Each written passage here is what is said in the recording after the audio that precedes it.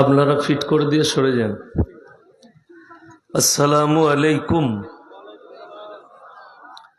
আলহামদুলিল্লাহি রব্বিল আলামিন ওয়াসসালাতু ওয়াসসালামু আলা রাসূলিহিল কারীম, আম্মা বাদ। ফাউজ বিল্লাহি মিনাশ শাইতানির রাজীম। বিসমিল্লাহির রহমানির রহিম। ইয়া আইয়ুহাল মুযাম্মিলু কুমিল লাইলা ইল্লা কলিলা নিসফাহু আও ইনকুস মিনহু কলিলা আও জিদ আলাইহি ওয়ারাত্তিলিল কুরআনা তারতিলা ওয়া ইলা মাদিয়ানাকা। ফাউজ বিল্লাহি মিনাশ শাইতানির রাজীম। বিসমিল্লাহির রহমানির রহিম। আরাআইতাল্লাযী ইউকাযযিবু বিদ্দীন ফাযালিকাল্লাযী ইয়াদুব্বুল ইয়াতীম ওয়া লা ইয়াহুদ্দু আলা তুআমিল মিসকিন ফাওয়াইলুল লিল মুসাল্লিন আল্লাযীনা হুম আন সালাতিহিম সাহুন আল্লাযীনা হুম ইউরাউনা ওয়া ইয়ামনাউনাল মাউন ইলা আখিরিল আয়াত। খায়রুকুম মান তাআল্লামাল কুরআন আল্লামাহু কামা ক্বালা আলাইহিস সালাতু ওয়াত তাসলিম। মাননীয় শ্রদ্ধেয় জ্ঞানী গুণী মানী সম্মানী আজকের এই জালসার মাননীয় সভাপতি মহাশয়, শ্রদ্ধের উলামায়ে ইকরাম, হুফাজ ইকরাম এবং আমার জ্ঞানী গুণী মানী সম্মানী মাননীয় শ্রোতা মণ্ডলী, পর্দার অন্তরালে পর্দা নসিব মায়েরা এবং বোনেরা, আল্লাহর বড় দয়া কৃপা ভালোবাসা আমাদের প্রতি, গোটা বিশ্বের প্রতি। সবাই আল্লাহর শুকর আদায় করে হৃদয় থেকে বলি আলহামদুলিল্লাহ। তারপরে পরে বিশ্ব নবী জানাবে মুহাম্মাদুর রাসূল আল্লাহ, সকলে বলুন সাল্লাল্লাহু আলাইহি ওয়াসাল্লাম। তিনার প্রতি শত কোটি দরুদ বর্ষিত হোক, বলুন আমিন সুম্মা আমিন। গুটি কয়েক কথা আলোচনা করব, আমরা সকলে আমল করব, বলুন ইনশাআল্লাহ। এক নম্বর, এই পৃথিবীর বুকে আল্লাহর যতগুলো সৃষ্টি আছে সব থেকে সুন্দর উত্তম রূপে আল্লাহ মানুষকে সৃষ্টি করেছেন, বলুন আলহামদুলিল্লাহ। সব থেকে সুন্দর সৃষ্টি যা কিছু আছে কোরআনে আছে, সূরা কাহাফের প্রথম পৃষ্ঠায়, ইন্না জাআলনা মা আলাল আরদি জিনাতাল লাহা লিনাবলুয়াহুম আইয়ুহুম আহসানু আমালা। এই গোটা পৃথিবী সুসজ্জিত করেছি, সাজিয়েছি শুধুমাত্র আমার বান্দাদের জন্য, মানুষের জন্য সাজানো হয়েছে, বলুন সুবহানাল্লাহ। গোটা পৃথিবী, নদ নদী নালা, পাহাড় পর্বত, পশু পক্ষী যা কিছু দেখছেন সব আল্লাহ মানুষের জন্য সাজিয়েছে। মানুষের কাছ থেকে আল্লাহ একটা জিনিস চেয়েছেন, সেটা হচ্ছে ভালো আমল। এর বাংলা অর্থ হচ্ছে আমলের সৎ কর্ম, ভালো কর্ম আল্লাহ চেয়েছেন। ভালো কর্ম কি এইটা বুঝাবো আমি। ভালো কর্ম কি বায়ান আমি শুরু করিনি, আর এত তাড়াতাড়ি করব না। প্রথমে আল্লাহকে চিনাবো, সৃষ্টিকর্তাকে চিনাবো, তারপরে কথা বলবো। আপনাদের আমার দুঃখ হলো, আর আপনাদেরও লজ্জা পাওয়া দরকার। আমাদের থানার ওসি সাহেব, আমি জিজ্ঞেস করলাম ওনার বাড়ি মানিকচকে, উনি দুঃখের সঙ্গে বললেন বাইরে 2000 লোক ঘুরে বেড়াচ্ছে, ওই জন্যে আমাকে সবাই দাওয়াত দেয় না, ভালোবেসে কেউ কেউ দেয়, এনারা ভালোবাসেন, দাওয়াত দিয়েছে। ইসলামী শরীয়তে মেলা হারাম, যেখানে ছেলে মেয়ে এক কাছে হবে শরীয়ত সেটাকে সম্মতি দেয় না। দোকান বসতে পারে, গাদা দোকান বসুক, কিন্তু নারী পুরুষ এক কাছে হলেই হারাম। কোরআনে আছে সূরা ইউসুফের প্রথম পৃষ্ঠায়, ইন্নাশ শাইতানা লিল ইনসানি আদুব্বুম মুবিন। শয়তান হচ্ছে মানুষের প্রকাশ্য দুশমন, আর শয়তানের দুশমনি আলাদা। আমি একটা ঘটনা বলি আমার জীবনে। আজ থেকে 6-7 বছর আগে মুর্শিদাবাদ জেলায় একটা গ্রামে মাদ্রাসাওয়ালারা আমাকে দাওয়াত দিয়েছিল। আমি বললাম টাইম কটায়? বলে হুজুর 11টায় চাপো। আমি ঢুকলাম রাত 10টায়। যখন ঢুকছি মঞ্চে 5টা লোক বসে আছে, একজন বক্তা আস্তে আস্তে কথা বলছে, কোনো লোকজন নাই। কমপক্ষে 100টা মতো র্যাব, পুলিশ, থানার বড়বাবু সব দাঁড়িয়ে আছে। আমি গাড়ি নিয়ে গিয়ে পৌঁছালাম, বড়বাবু আমার কাছে এলেন। আপনি প্রধান বক্তা, বর্ধমান থেকে এসছেন? জি। বলে, স্যার সম্মানী লোক, আপনি 15 মিনিট কথা বলে দোয়া করে দেন। আমি বললাম আমি একটু পেশাব করব, চা খাবো, তারপরে স্টেজে যাব। ভেতরে ঢুকলাম, সেক্রেটারি সাহেব আর হেড মোল্লা, সেক্রেটারি চোখ দিয়ে টপ টপ করে পানি ফেলাচ্ছে। বলে, আমরা মানা করেছিলাম মেলা বসাতে। মেলা বসিয়েছে, একটা মেয়ের চুল টানাকে কেন্দ্র করে হেঁসুয়া করে চুটিয়ে দিয়েছে। এটা গল্প বলি নাই, বাস্তব সত্য ঘটনা। এটা মাদ্রাসার জলসার কথা বলছি। মেলা বসাইছে, রাস্তায় মেয়ে চুল টেনেছে, তার পরিবার এসে তাকে হেঁসুয়া করে চুটিয়েছে। Baharampur hospital, attempt to murder case. RAB নেমে গেছে, জলসা বন্ধ। 2-4 কথা বলে দোয়া করে দিয়ে নেমে পালিয়ে এলাম। দুঃখ লাগলো, বেদনা লাগলো।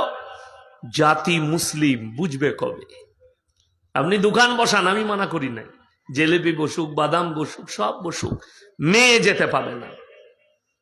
আশ্চর্য গ্রাম আমার জীবনে, পুরুলিয়া ডিস্ট্রিক্ট পার করে ধানবাদ জেলা, ঝাড়খণ্ড।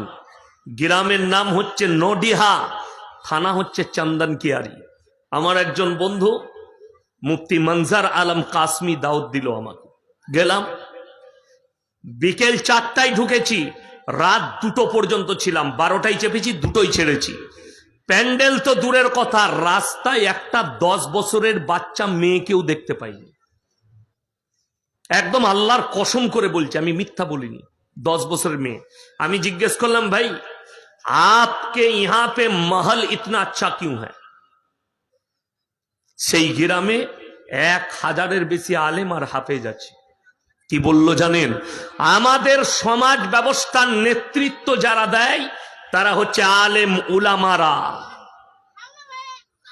আল্লাহ রসুলের একটা হাদিস শুনেলেন, সবাই শুনবেন, শিক্ষিত, জ্ঞানী, গুণী, মানি, সম্মানী, অশিক্ষিত সবাই শুনে যান।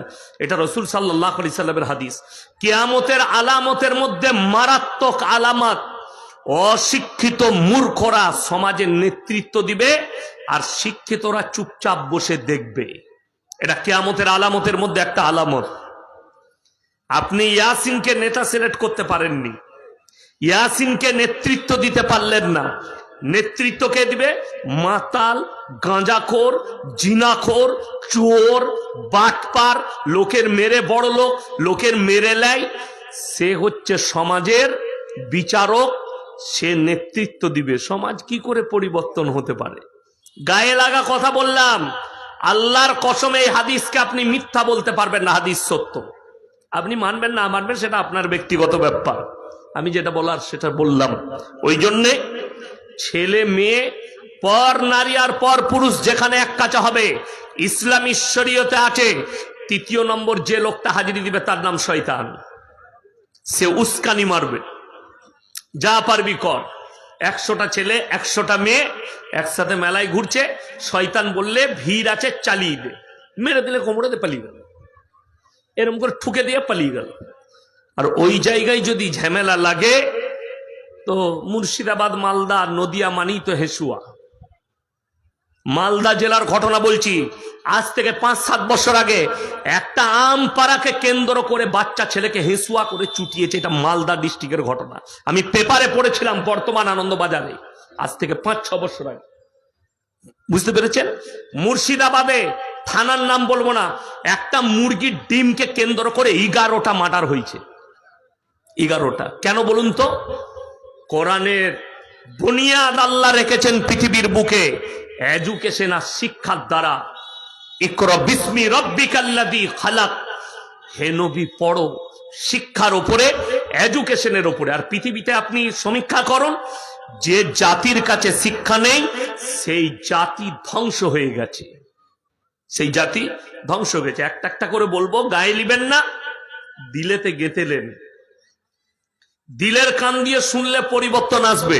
আর আপনি যদি বলেন এই কান দিয়ে শুনবো, এইদিকে ঢুকবে, এইদিকে বেরিয়ে যাবে, কাল সকালে যা কে তাই। কিন্তু কথাগুলো দিলে লিবেন, আপনার মঙ্গল হবে পরকালে, তা না হলে কিচ্ছু নয়।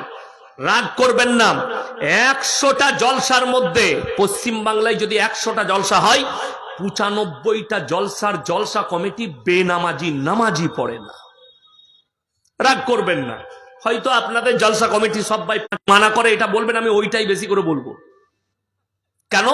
তুমি যখন ওইটা মানা করছো তার মানে ওই পাপটা তুমি করো। কথাটা বুঝতে পেরেছেন না পারেননি? কেউ যদি বলে মদ নিয়ে বলবেন না, তার মানে সে হারামখোর মদ খায়। আমার বর্ধমানে একজন লোক আমাকে ফোন করে বলছে, হুজুর হারামখোর শব্দটা বলেন না, খারাপ লাগে। আমি মানে যে সুদ খায় তাকে কি বলবো, তুই আমাকে শিখিয়ে দে। আল্লাহর ওলি বলবো না পরেজগার বলবো না মুত্তাকি বলবো, তুই শিখিয়ে দে আমাকে কি বলবো। আপনারা কথা বলেন, যে লোকটা মদ খায় তাকে কি বলবো, ইমানদার না হারামখোর বলবো? হারামখোর। মদ হারাম না হালাল? হারাম। তাহলে মদ খাচ্ছে তাকে হারামখোর বলতে হবে, সুদ খাচ্ছে তাকে হারামখোর বলতে হবে, সুদ হারাম। তার মানে তোমার গায়ে লাগছে মানে তুমি মালু, ওই রোগের রুগী। তা না হলে তুমি তো গাল দিবে না, যারা হকের ওপরে থাকবে তারা গালি দিবে না, ওই পাপ যারা করে তারাই মৌলবীদিকে গাল দেয়। বড় কষ্ট লাগে, একটা একটা করে বলবো, দিলের কান দিয়ে শুনবো, সবাই আমলের নিয়তে শুনবো। জোরে বলুন ইনশাআল্লাহ। হ্যাঁ।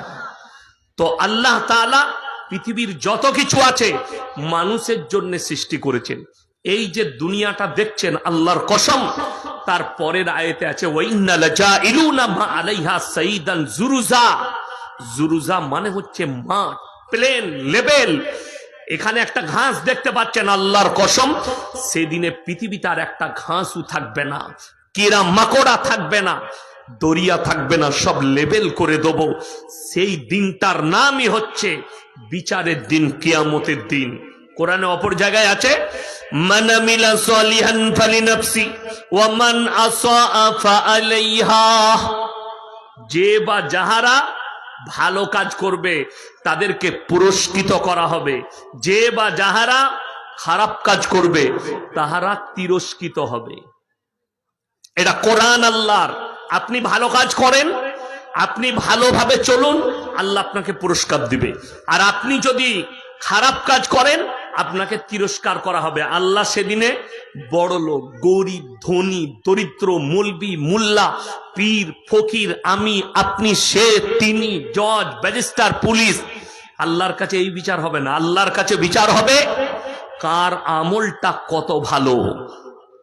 এক কলম লেখাপড়া করেনি, সৎ কর্ম করেছে, আল্লাহর কসম কামিয়াব। মন্ত্রী লালবাতি গাড়িতে চেপেছে, দুদিকে পুলিশ বডিগার্ড দিয়েছে, গার্ড দিয়েছে, কিন্তু অসৎ কাজ করেছে, আল্লাহর কসম পেরুবার রাস্তা খুঁজে পাবে না, আল্লাহর কাছে মূল্য নাই।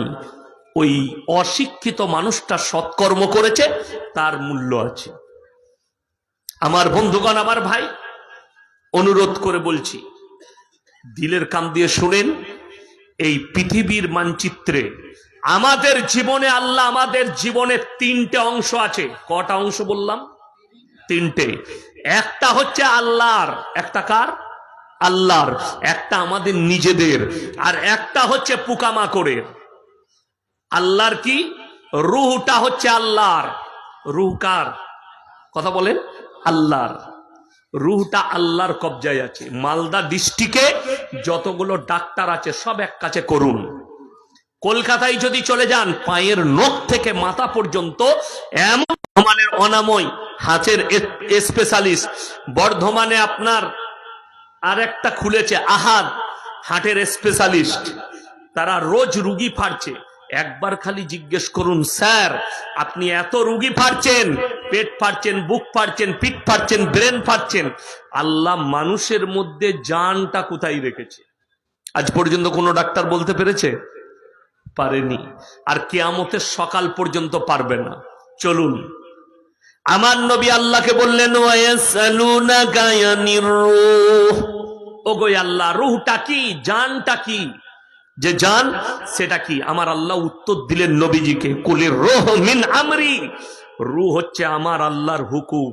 আল্লাহ কোরআনে অপর জায়গায় কসম খেয়েছেন, ওয়ান্নাজিয়াতি গরকা।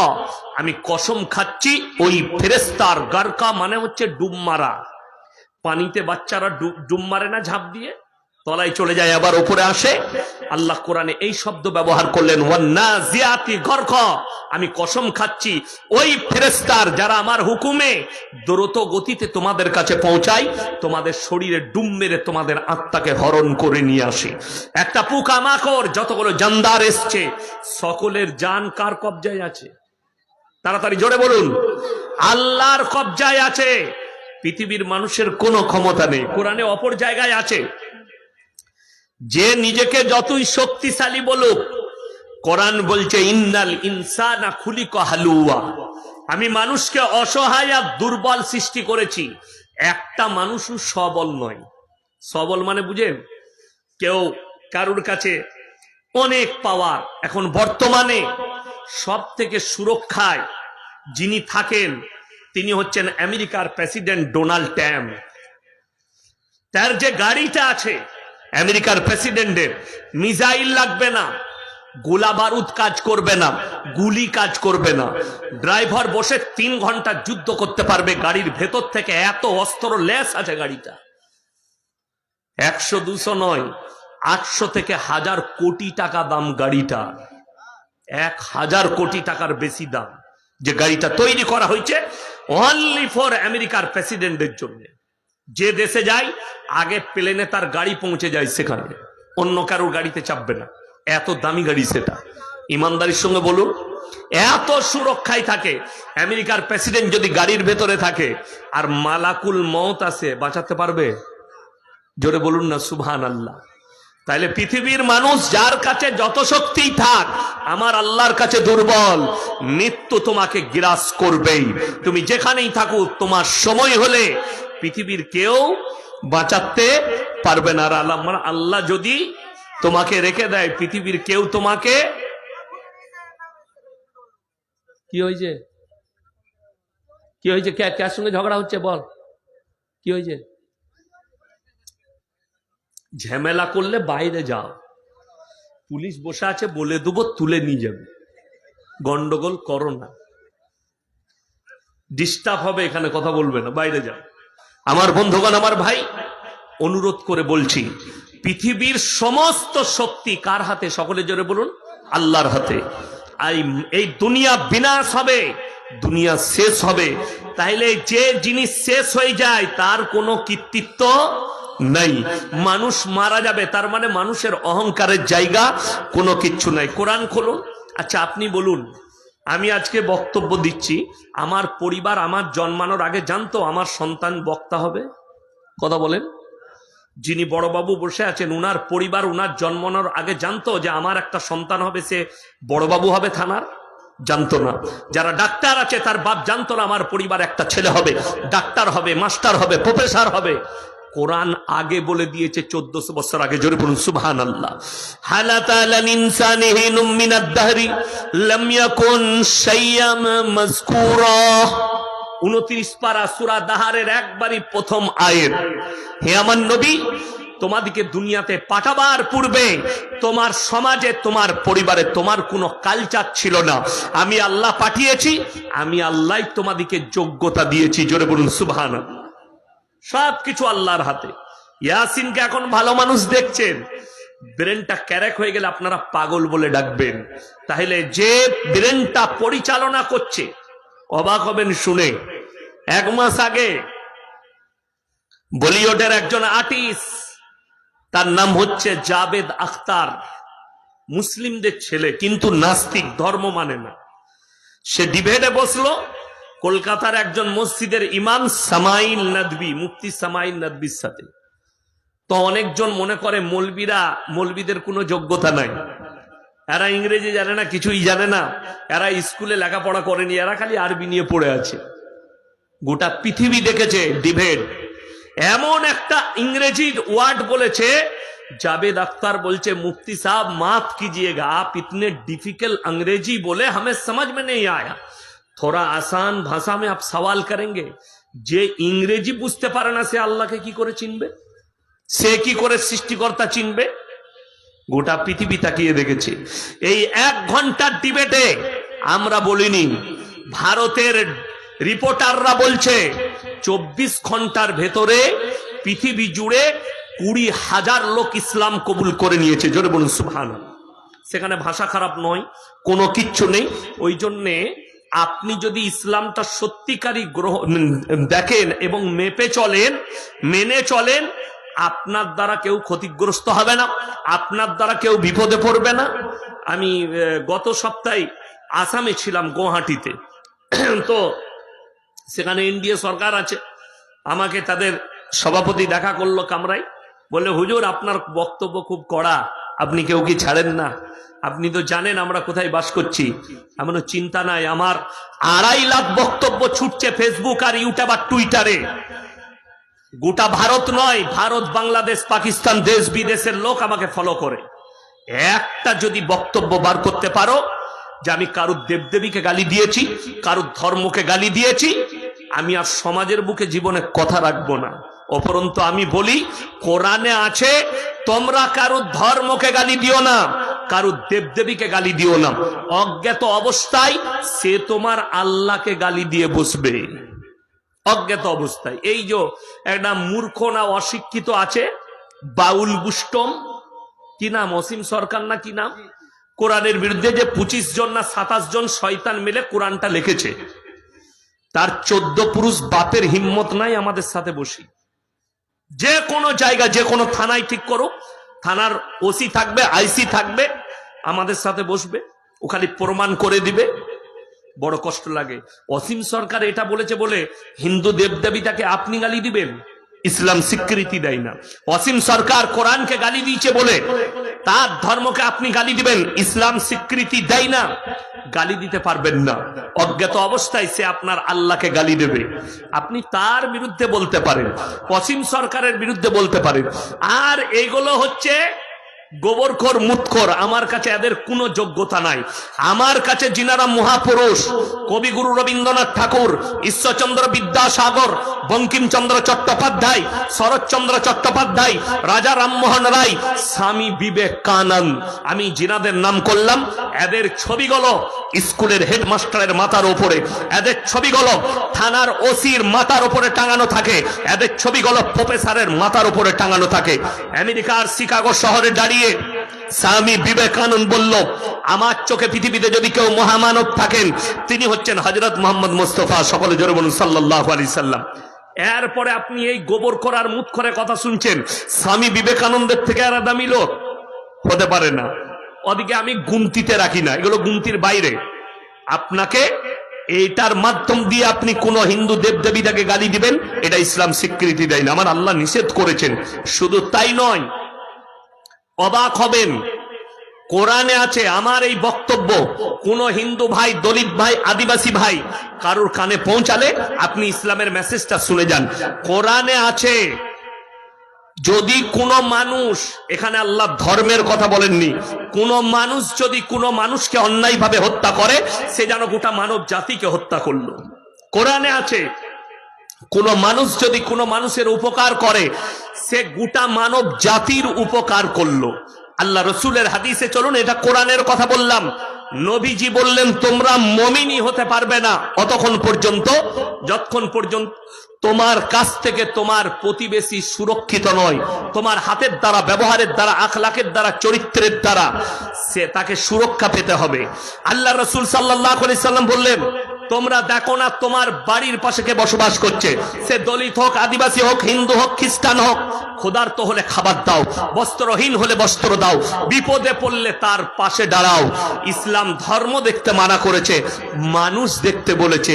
যে নবীজি বলেছেন তোমরা দেখো না কোন জাতের, বিপদে পড়লে পাশে দাঁড়াও, ক্ষুধার্ত হলে খাবার দাও, বস্ত্রহীন হলে বস্ত্র দাও, বিপদে পড়লে পাশে দাঁড়াও। আপনারা ইতিহাস শুনেলেন ইসলামের, আল্লাহ নবী সাল্লাল্লাহু আলাইহি সাল্লাম জিহাদ করেছেন, যুদ্ধ করেছেন না করেননি? তাড়াতাড়ি বলুন, ইতিহাসটা শুনে যান। একটা যুদ্ধও নবীজির তরফ থেকে ঘোষণা হয়নি, নবীজি নিজের কাছ থেকে একটা যুদ্ধ ঘোষণা করেননি। বেঈমান কাফেররা যুদ্ধ ঘোষণা করেছে, নবীজিকে অ্যাকসেপ্ট করতে হয়েছে। আচ্ছা বলুন তো, যদি বলা হয় আমি ইয়াসিন, আমি কারোর কথা বলবো না, আমি বললাম আপনার এই দেওয়ানাপুরের মসজিদটা আমি লোক লিগিয়ে ভাঙবো, আপনারা ছেড়ে দিবেন না রক্ষা করবেন? রক্ষা করবেন। তো নবীজি সাল্লাল্লাহু আলাইহি সাল্লামকে বাধ্য করেছে বেঈমান কাফেররা যুদ্ধ করার জন্য। ইতিহাস শুনে যান যারা জানেন না, আল্লাহ রাসূল সাল্লাল্লাহু আলাইহি সাল্লামের কাছে তলোয়ার ছিল।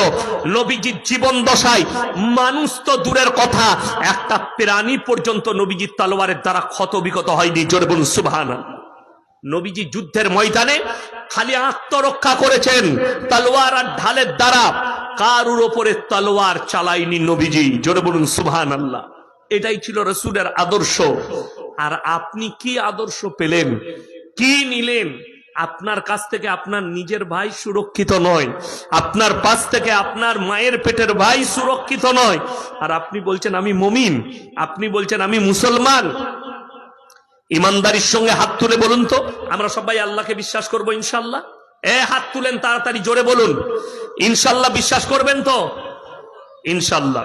যদি আল্লাহকে বিশ্বাস করেন, আল্লাহর সব হুকুম মানতে হবে না হবে না? কথা বলেন।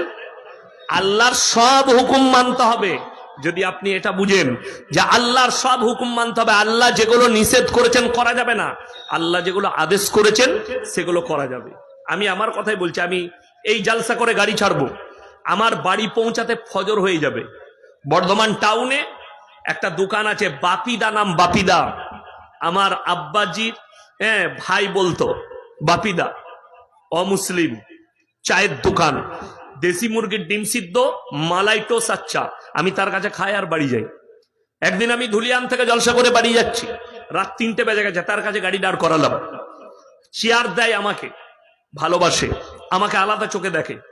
তো আমি বসেছি, গিয়ে দেখছি একটা 13 বৎসরের বাচ্চা মেয়ে বসে আছে ব্যাগপত্র নিয়ে। তিনি আমাকে বললেন, ইয়াসিন ভাই দেখো না, এই বাচ্চাটা ইলাহাবাদ থেকে এসছে, এর বাপ একে অত্যাচার করতো, তো এ বাপের অত্যাচারে থাকতে না পেরে এ আমার কাছে চলে এসছে, এ বাড়ি ফিরে এসছে। আমি বললাম কোথায় যাবে? বলে আর নানির বাড়ি যাবে। নানির বাড়ি? নানির বাড়ি কোথায় গো? বললে শ্রীনগর, মেদিনীপুরে একটা জায়গা আছে শ্রীনগর নাম, সেখানে যাবে। আচ্ছা। বলে দাদা এর কাছে কোনো টাকা পয়সাই নেই, সব শেষ। আমি বললাম ভাড়া কত বাপিদা? বলে 150 টাকা। আমি 200 টাকা ধরিয়ে দিলাম, এটা রাখো, ভাড়া দিবে। আর আমি বললাম আমি যা খাচ্ছি একেও খাই দাও, যা খাবে খাই দেন, আমি পয়সা দেবো। বিশ্বাস করুন আল্লাহর কসম, আমি তার দিকে তাকিয়েও দেখিনি আর ধর্ম কি, আর জাত কি, আর বংশ কি। কেন? এটা তো আমার রসুলের আদর্শ নয়। খালি বিপদে পড়েছে এর পাশে দাঁড়াও। বাপিদা জলসা যদি ইউটিউবে শুনে, বাপিদাও বুঝতে পারবে ইয়াসিন সাহেব সত্য কথা বলছে। আমার খুব কাছের মানুষ বাপিদা, তার কাছে দাঁড়াই। আমি চলে গেলে আর কোনো খদ্দেরের অ্যালাউ নেই। ইয়াসিন সাহেব এসছে, ওনাকে ভালো করে চা দিতে হবে, ভালো করে টোস্ট, ভালো হাফ বয়েল ডিম সিদ্ধ দিতে হবে। এতটাই বন্ধুত্ব আছে। আমি জিজ্ঞেস করিনি এটা কোন ধর্মের, কেন? এটা আমার রসুলের আদর্শই নয়। তুমি তার উপকার করলে ধর্ম দেখো না, তার লেভেল দেখো না, তার জাত বংশ দেখো না। এখনো পর্যন্ত, সেই দিনে আমি মুম্বাই ছিলাম, আর আমাকে ফোন করলো একটা ছেলের নাম বাবু লোহার, লোহারদের ছেলে, কামার, যারা কাটারি ফাটারি কাস্তে সব তৈরি করে, তাদেরকে আমাদের দেশে কামার বলা হয়। তার লেবে আছে, ডিগ্রি আছে, তার বংশ হচ্ছে লোহারদের। তার নাম হচ্ছে বাবু লোহার, ছেলেটার নাম। আমাকে ফোন করলে, কে রে? বলে বাবু বলছি স্যার। আমি তোর গলা আমি বুঝতে পেরে গেছি। সেই ছেলেটার আমি যে কোনো উপকার করেছিলাম। সে এখন পুরুলিয়া একটা আশ্রমে থাকে। আমাকে ফোন করেছে, আপনি কোথায় আছিস? বললে আশ্রমে। দাদা আমাকে আশীর্বাদ দিবেন, খুব ভালো আছি। আমি তোর বাড়িতে মা বাপ বোন কেমন আছে? বললে ভালো আছে। যাই হোক, আমি তার কোনো একটা উপকার করেছিলাম, কি বললেন, সে মনে রেখেছে। কেন? ধর্ম মেনশন নয়। আমি দেখেছিলাম এই ছেলেটা বিপদে আছে আর উপকার করতে হবে। আমি কোনো একটা ভালো উপকার করেছি, সেটা আমি আর প্রকাশ করব না, আল্লাহর আমার ভালাই করবে। তো ধর্ম দেখে উপকার নয়, আপনি মানুষ দেখে উপকার করুন, বংশ দেখে নয়, পৃথিবীর মানুষ দেখে উপকার করুন। এটাই হচ্ছে রাসূল সাল্লাল্লাহু আলাইহি সাল্লামের আদর্শ। আমার বন্ধুগণ, আপনি নিজেকে মুসলমান দাবি করছেন, আমি মুসলমান, আমি একজন মুসলিম, এটা দাবি করার পরে ইমানদারির সঙ্গে বলুন, ইসলামী শরীয়তে সুদ খাওয়া হালাল তো? কথা বলে না? হারাম। তাহলে এই থানাটা কোন থানা? বৈষ্ণবনগর থানা। এই থানায় একটাও মুসলমান তাহলে সুদখোর নাই? আর কথা বলবে না? আছে তো? সুদখোর আছে।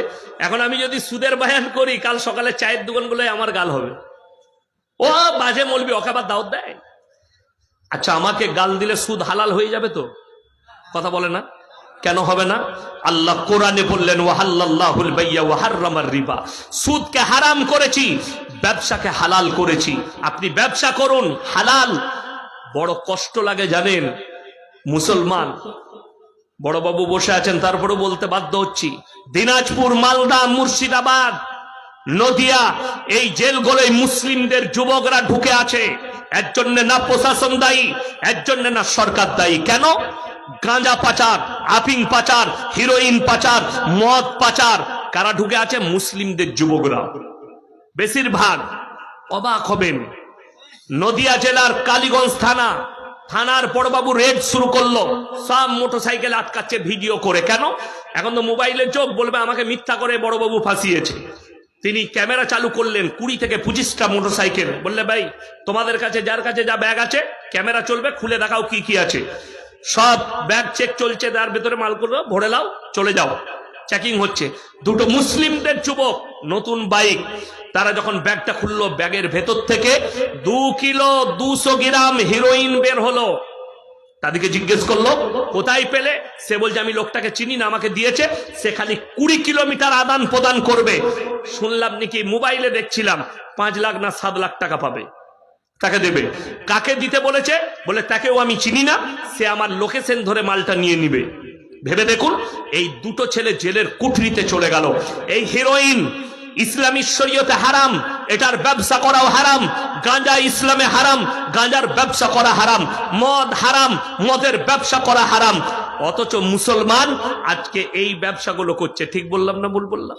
আপনাকে আমি বৈষ্ণবনগর থানায় দেখিয়ে দেবো, মুসলমান ছেলে মদ বিক্রি করছে, মদ পানও করছে। আমরা তো মৌলবি মানুষ, আমাদিকে লোকে মূর্খ ভাবে। চায়ের দোকান চালাই চাচা, চায়ের দোকান, বাম্পার চা। আমরা হুজুররাও গিয়ে খাই মাঝে মাঝে চা।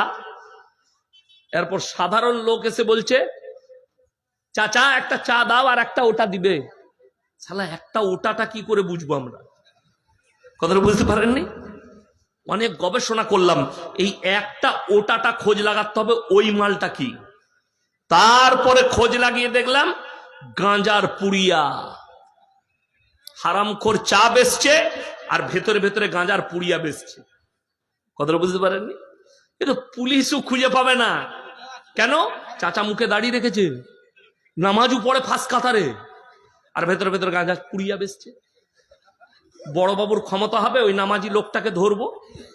ধরতে পারবে না, যতক্ষণ পর্যন্ত হাতে নাতে না ধরা পড়বে। বড় কষ্ট লাগে, দুঃখ লাগে। আপনি হালাল মনে করেছেন, আপনি হালাল মনে করে ব্যবসাটা চালাচ্ছেন। এই লটারির টিকিট হারাম না হালাল? কথা বলেন। হারাম। যদি হারাম হয়, সুজাপুর বাজারে চলুন, কালিয়াচকে চলুন, বৈষ্ণবনগর বাজারে চলুন, যেখানে যাবেন আমি দেখিয়ে দেবো মুসলমান ছেলে লটারি বিক্রি করছে, লটারি কাটছে। ঠিক বললাম না ভুল বললাম? রাসূলের হাদিস শুনেলেন, এটা ভয়ঙ্কর হাদিস। আল্লাহ নবী বললেন কিয়ামতের পূর্বে এক শ্রেণীর আমার উম্মত রাতের বেলায় ঘুমাবে, সকাল বেলায় যখন উঠবে তাদের চেহারাটা হয় শুয়োরের মতো হবে, না হলে বাঁদরের মতো। সাহাবীরা বলেন ইয়া রাসূলুল্লাহ, তারা কেমন পাপ করবেন? নবীজি বললেন আমার ওই উম্মতরা হারাম জিনিসগুলোকে হালাল করে নিবে, অবৈধগুলোকে বৈধ করে নিবে। তখন তারা যখন ঘুমিয়ে উঠবে তাদের চেহারাটা হয় শুয়োরের মতো হবে, তা না হয় বাঁদরের মতো হবে। এটা রাসূল সাল্লাল্লাহু আলাইহি সাল্লামের হাদিস। আজকে বড় কষ্ট লাগে, একটা মুসলমান আরামসে সুদের ব্যবসা করছে। যে সুদ খেলো হারাম জানার পরে এই লোক আল্লাহর সঙ্গে যুদ্ধ ঘোষণা করে দিল। নবীজি সাল্লাল্লাহু আলাইহি সাল্লামের হাদিস, কোন ব্যক্তি যদি একবার সুদ খায় সে আপন মায়ের সঙ্গে 36 বার জিনা করার সমান পাপ করলো। জোরে বলুন নাউজুবিল্লাহ। এত জলসা, জলসা হচ্ছে না হয়নি? শুনেলেন? এত জলসা, এত মাদ্রাসা, এত মসজিদ, এত মেহনত। আমার বাড়ির কাছে 2 কোটি লোক ইজতেমায় হাজির হয়েছিল দুয়াতে। দোয়া করব কবুল হয়ে যাবে, চলে গেছে, সবাই গেছে দুয়াতে। জলসায় অনেকজন আসে, কিন্তু এরা পাপ ছাড়তে পারছে না কেন? পরিবর্তন কি আছে? কিছুই নেই। দুটো কারণে। আমাদের সমাজের লোক জানে যা করবি কর, দুটো কাজ করলেই জান্নাত। একটা হচ্ছে জলসা হয় মাদ্রাসা মসজিদের, আজকে তো এটা তবলিগি জলসা, তাই না? একটা জলসা হয়, আদায়ের জলসা হয় মসজিদের মাদ্রাসার, হয় না? এখন আদায়কারী বক্তারা আসে, আমি ওসব সুরফুর জানি না, আদায়কারী বক্তারা বেশ ভালো করে আদায় করে, লোককে ভালো করে শোনায়। এখন আমি আপনাদেরকে চিনি না, সবাই আমার মুমিন ভাই। এখানে একজন এসে, আমি বললাম বাবা আল্লাহর রাস্তায় কে টাকা দিবে বলো, একজন ছুটে এসে সুদখোর 2000 টাকা আমার হাতে দিল, আর বক্তার জেকে যা দুয়া, আহারে বান্দারে কোথায় বসেছিল আর ছিল কি না ছিল, ছুটে এসে 2000 দিল, দিয়ে তাকে জান্নাতে ভরে দিল। সুদখোর দেখছে আল্লাহ এর থেকে ভালো জান্নাত তো আর কোথাও নাই, এই মৌলবীগুলোই ভালো যে আমাকে জান্নাতে দিয়ে দিচ্ছে। এরকম 5টা জলসায় গেলেই তো 5টা জান্নাত, সে আর সুদ ছাড়ে? আমাদের দেশে দেখি দেবো আপনাকে, লটারির টিকিট বেচছে, কিন্তু হারামখোর জুম্মার দিনে আতর লাগিয়ে ফাঁস কাতারে বসে পড়বে। আর ইমামের খুতবা চলছে, ইমাম সাহেব বয়ান করছে হারাম খেলে দোয়া কবুল হবে না, আর সে তখন বলছে একদম ঠিক ঠিক ঠিক। তুই তো হারাম খাস, ঠিক কি করে বলছিস? আর ইমাম সাহেব মনে করছে আমার সামনে এই লোকটাই সব থেকে গায়ের অলি, কিন্তু ও যে গলির মাল এটা ইমাম সাহেব বুঝতে পারে না। বড় কষ্ট লাগে। লটারির টিকিট, বাপ নাম রেখেছে আতর আলী, আর শরীরে গুয়ের গন্ধ, খায় হারাম, মুখেতে ফুটানি আলাদা। আমাদের সমাজে 100টার মধ্যে 95টা মুসলমান বেনামাজি। ঠিক বললাম না ভুল বললাম? নামাজি পড়ে না। 3টে কোয়ালিটি আছে নামাজির, একটা 5 ওয়াক্তের, একটা জুম্মার, আর একটা ঈদ বাকরা ঈদের। 3টে কোয়ালিটি। ঈদের দিনে লাপাই কারা বেশি? ওই ঈদের নামাজি গুলো। 5 ওয়াক্তের নামাজিরা লাপাবে না। আমি এক জায়গায় ঈদের নামাজ পড়াই, 20,000 লোক নামাজ পড়ে। একজন এসে আমাকে কি বলছে জানেন? বেদাতি লোক এসে বলছে হুজুর নিয়তটা বলে। আমি নিয়ত নিয়ে কি করবি বে? দরুদ শরীফ জানে না, আত্মায়াতু জানে না, দোয়া মাসুরা জানে না, রুকু সিজদা তসবিহ জানে না, দোয়াটা নিয়ত নিয়ে ধুয়ে খাবি? কিছুই জানে না। এমন তুই খালি মাথা ঠোকার ঘর চল যা, তুই তো আর দেখা করবি না, আবার আগামী বছরে ঈদে আসবি। আর ঈদের দিনে বাবারে, যারা নামাজি লয় আর কি, শুধুমাত্র ঈদের নামাজি, গলায় একটা লাল রঙের তোয়ালি, আর নতুন জামা, আর ফ্যান্টুসিয়া আতর, আর হাতেতে রুমাল। কিন্তু জানেন, তোয়ালিটা শ্বশুরের, জামাটা শ্বশুরের, গেঞ্জিটা শ্বশুরের, লুঙ্গিটা শ্বশুরের, জুতোটা শ্বশুরের। বলে তোর কি? বলে ন্যাংটো লোকটা খালি আমি, বাকি আর কিচ্ছু নাই, সব শ্বশুরের। দিয়ে বলছে জান্নাতে যাব। আরে 1 সপ্তাহ আগে থেকে বউকে বলে ফোন করলি কেন গো, ঈদিটা পাঠাবে না, ফোন কর। জামা কাপড় এখনো এলো না, ও 3 দিন আগে থেকে ঝামেলা শুরু, 1 সপ্তাহ আগে থেকে ঈদিটা পাঠাতে বল। বড় কষ্ট লাগে আমার মা বোন, আমার ভাই, খুব সাবধান। আপনাদেরকে অনুরোধ করে বলছি। কি হলো, কি হয়েছে বলো? কিছু ঝামেলা হয়েছে? কাজ হচ্ছে না? ও না হোক গো, বাদ দাও। আমার বন্ধুগণ, আমার ভাই, অনুরোধ করে বলছি, আল্লাহকে সবাই ভয় খাবো, জোরে বলুন ইনশাআল্লাহ। আল্লাহ রসুলের হাদিস, যার নামাজ নেই তার মধ্যে ইসলাম নেই, এটা লিখে নিয়ে যান। নামাজ নেই তার মধ্যে ইসলাম নেই। আর একটা দল আছে ডেঞ্জার, নামাজ তো পড়েই না, চায়ের দোকানে নামাজি, ইমাম সাহেব ফজরের পরে চায়ের দোকানে গিয়ে বসেছে মুসল্লিদিকে নিয়ে, আর ও বেনামাজি হয়েছে। বলছে কই ভাই একটা চা দে তো। ইমাম সাহেব বলছে ভাই তুমি ফজরে উঠছো সকালে, নামাজটা পড়ো না কেন? ও নামাজ পড়ে করবো কি? নামাজ পড়ি না, কিন্তু তোমাদের থেকে আমার ইমানটা অনেক ভালো আছে। এরকম মাল আছে না নাই? এক গাদা মাল আছে, নামাজ পড়ে না কিন্তু গর্ব করে বলছে ইমানটা আমার ঠিক আছে, তোমাদের থেকে আমার ইমান ভালো। তারা কান খুলে শুনেলেন, আল্লাহর কসম কিয়ামতের দিনে 2টো রাস্তা হবে, একটা জান্নাতীদের, একটা জাহান্নামীদের। কোরআন কি বলছে শুনেলেন? জান্নাতীরা জাহান্নামীদেরকে দাঁড় করাবে, ফি জান্নাতি ইয়াতাসাআলুনা আনিল মুজরিমিনা মা সালাকাকুম ফি সাকার। এ জাহান্নামী ভাইরা দাঁড়াও, তোমরা বলতে আমরা ভদ্রলোক, ভালো লোক, আজকে কেন তোমরা জাহান্নামে প্রবেশ করছো? তারা এক নম্বর উত্তর দেবে, ক্বালু লাম নাকু মিনাল মুসাল্লিন, আমরা নামাজি মুসল্লিদের মধ্যে ছিলাম না, ওয়া লাম নাকু নুতিমুল মিসকিন, আর আমরা মিসকিনকে খানা খাওয়াইতাম না, তাই আল্লাহ আমাদেরকে জাহান্নামে পাঠিয়েছেন। ওয়া কুন্না নাখুদু মাআল খাইদিন, আর দাড়ি টুপি নামাজি মুসল্লিদিকে দেখে হাসি ঠাট্টা বিদ্রুপ করত, তাদের সঙ্গে সাথ দিতাম, তাই আল্লাহ আমাদেরকে জাহান্নামে পাঠিয়েছেন। ওয়া কুন্না নুকাজ্জিবু বিয়াউমিদ্দিন, আর আমরা বিচারের দিবসকে মিথ্যা বলে মনে করিতাম, তাই আল্লাহ আমাদেরকে জাহান্নামে পাঠিয়েছেন। আমার ভাইয়েরা, আমার মায়েরা, বোনেরা, কিয়ামতের দিনটা এত ভয়ঙ্কর হবে। আল্লাহ রাব্বুল আলামিন সেদিনে যখন জাহান্নামকে আনা হবে, 70,000 ফেরেশতা ধরে থাকবে জাহান্নামকে টেনে। জাহান্নাম তর্জন গর্জন দিতে শুরু করবে, তার লিলিহান শিখা আগুন ওপর দিকে উঠবে। কোরআনে আছে সূরা সিজদা, আমার আল্লাহ কোরআনে বললেন সেদিনে জাহান্নামীরা জাহান্নামকে দেখার পরে অঙ্গীকার করবে আর বলবে, রব্বানা ইয়াবসারনা ওয়াসামিনা ফারজিনা নামাল সলিহা ইন্না মুকিনুন। ওগো আল্লাহ, আজকে আমরা জাহান্নাম দেখতে পেলাম, জাহান্নামের তর্জন গর্জন শুনতে পাচ্ছি, আর একবার আমাদেরকে দুনিয়াতে ফিরিয়ে দাও, ভালো কাজ করব, নেক কাজ করব, নেক আমল করে আনবো।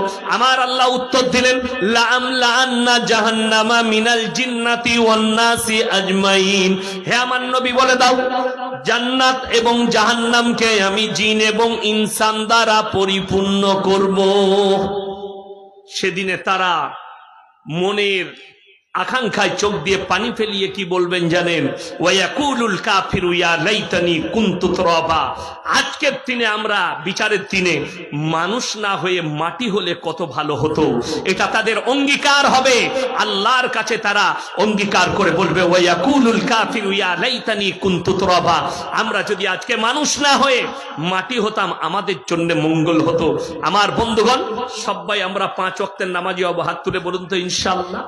খাস করে আমার যারা কমিটি ভাই আছেন, জলসা দিয়েছেন, অনুরোধ করছি তোমাদের জলসা দিয়া কামিয়াব তোমরা নিয়ত করে নাও। আমরা জলসা তো দিলাম, ভালো ভালো মৌলবীকে নিয়ে এসে, কিন্তু কাল থেকে আর নামাজ ছাড়বো না, ফজর থেকে আর নামাজ কাজা করব না, এই নিয়ত বুকে হাত রেখে করে নাও। আমার বন্ধুগণ, আমার ভাই, সবাই আমরা মুমিন হব, জোরে বলুন ইনশাআল্লাহ। মুমিনদের আখলাক আল্লাহ কোরআনে সূরা মুমিনুন, কাদ আফলাহাল মুমিনুন। হে আমার নবী, প্রকৃত মুমিন কারা, তাদের চরিত্র, তাদের আখলাক আমার আল্লাহ কোরআনে বর্ণনা করেছেন। 1 নম্বর আখলাক, আল্লাযীনা হুম ফি সলাতিহিম খাশিউন। এটা মুমিনদের 1 নম্বর চরিত্র। তারা যখন নামাজ পড়বে তখন তারা খুশু খুজু ধীর স্থিরতার সাথে নামাজ আদায় করবে। আমাদের দেশে রমজান মাসে যে ইমাম যত স্পিরিটে তারাবি শোনাবে সে তত ভালো হাফেজ, তত ভালো ইমাম, ঠিক নাই? যদি ইমাম সাহেব একটু সোলো পড়ে, আলহামদুলিল্লাহি রাব্বিল আলামিন আর রহমানির রহিম মালিক ইয়াউমিদ্দিন ইয়্যাকা না'বুদু ওয়া ইয়্যাকা নাস্তাইন, লোকে বলে কি ইমাম রাগলি বে, স্পিরিট নাই, যে দেরি করছে। কেরম পড়তে হবে যেন ফেরেশতারাও খুঁজে না পায় মাল পড়ছে কোথায়। আলহামদুলিল্লাহ মালিক যা বুঝে করবা, ফেরেশতারাও খুঁজে পাবে না। আর কোরআনে আছে জানেন, কেউ যদি কোরআন পড়ে এক একটা হুরুফ আল্লাহ 10টা করে নেকি দান করবেন, জোরে বলুন সুবহানাল্লাহ। যে শুনবে সেও নেকি পাবে। তো আপনি যদি ইমামের পেছনে দাঁড়িয়ে ঘোড়ার ডিম বুঝতেই না পারেন, তাহলে আপনি নেকি পাবেন? পাবেন। আমি বোম্বেতে আমি যখন হাফেজ হই তখন খতম শোনাতে গেছিলাম। আমার উস্তাদ আর আমি একটা মসজিদে, তো উনি 10 রাকাত পড়তেন, দিয়ে আমাকে ছেড়ে দিতেন, আমাকেও আবার পড়তে হতো। তো হাত পাড়া করে পড়তাম, উনি পড়তেন আমি শুনতাম, আমি পড়তাম উনি শুনতেন। রেল স্টেশনের গায়ে মসজিদ, যেমনি একটা ট্রেন পেরিয়ে যেত চক করে, আমার উস্তাদ দেখলাম 5 পৃষ্ঠা গায়েব করে দিল। কি বলে? হ্যাঁ, আমি লুকমা দিলাম, ধরলো না। তারপরে নামাজের শেষে আমাকে বলছে, ইতনে জুতে মারেঙ্গে তুম সিধে হো যাওগে, কোরআন নেই দেখতো। আমি মনে মনে চিন্তা করলাম, আল্লাহ আমি লুকমা তো ঠিক দিয়েছি। তারপরে কামরায় এসে বললাম যে হজরত আপ ইয়ে গলত পড়ে, খুলে দেখাতাম। बोले अबे ये लोग बुड़बक है, एक ट्रेन जाएगा 5 पृष्ठ गायब कर दे, पता भी नहीं चलेगा। तो আমি বললাম अल्लाह को तो मालूम चलेगा, तो क्या करेंगे उस दिन, कियामत के दिन। বড় কষ্ট লাগে, সমাজের লোক বুঝে না, অথচ কোরআন আছে। যেমন আমার মায়েদের নামাজ যা হয় ওরাই জানে, আর ফেরেশতারা জানে কি লিখবো। কথাটা বুঝতে পারেননি? জীবনে কোরআন পড়ে না পুরো বছর, রোজার মাসে বাবা রে ওদের কোরআন তেলাওয়াত যা পড়ে মনে হচ্ছে একদম মিশর থেকে কারি সাহেব এইছে, ওই ধ্বংস হয়ে যাক, ও কোরআন আর ছাড়বে না রোজার মাসে জোহরের পরে। আর যা কোরআন পড়ে তা আল্লাহ জানে।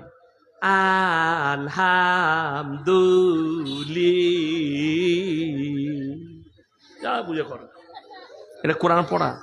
যদি বলেন কোরআন পড়বো, মায়েদিকে বলছি শুনেন, যে বাড়িতে বরকত আসবে, বরকত আসে নামাজে, কোরআন তেলাওয়াতে, আল্লাহর ইবাদতে।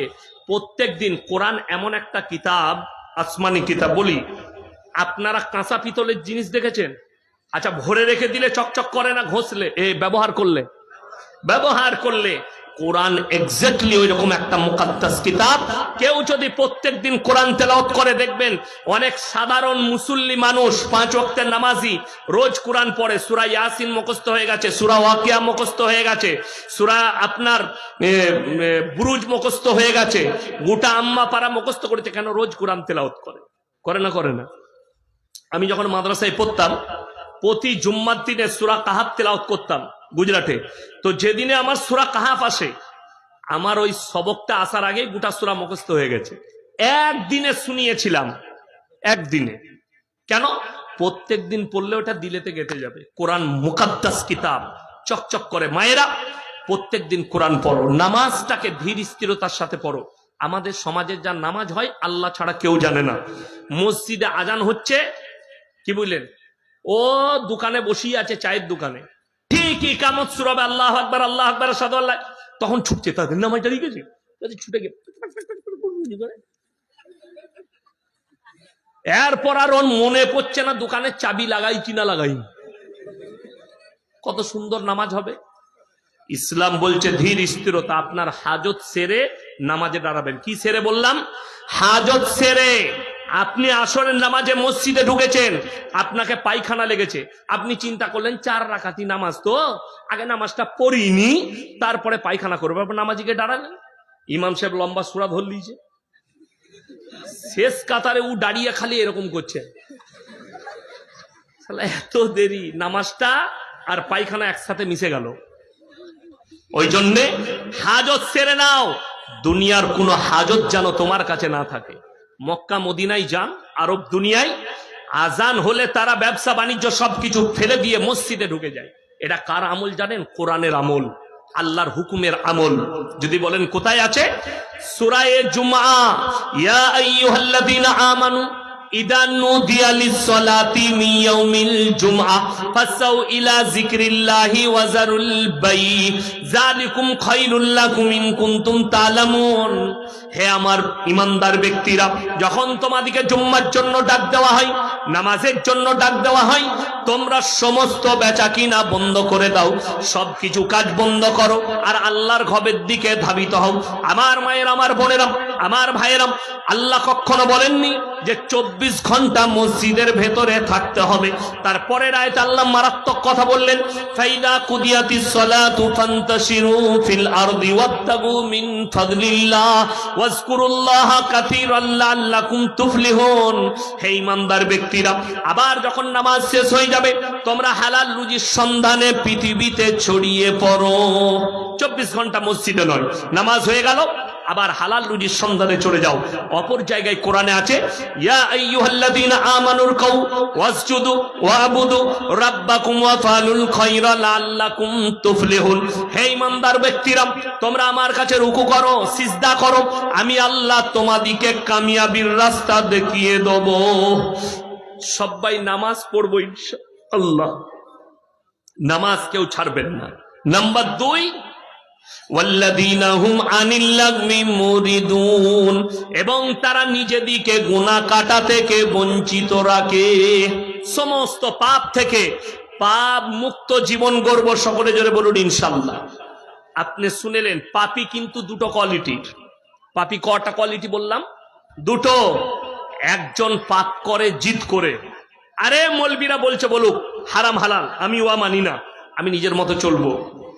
আর একটা পাপ আপনি করে ফেলেছেন, হয়ে গেছে, আপনি ক্ষমা চাইছেন। আল্লাহ ওই বান্দাকে বেশি পছন্দ করেন যে বান্দা গুনাহ করার পরে আল্লাহর কাছে বলে, আল্লাহ আমি ভুলবশত গুনাহ করে ফেলেছি, আল্লাহ শয়তানের চক্করে করে ফেলেছি, তুমি আমাকে ক্ষমা করে দাও। এই বান্দাকে আল্লাহ তাআলা ক্ষমা করে দেয়।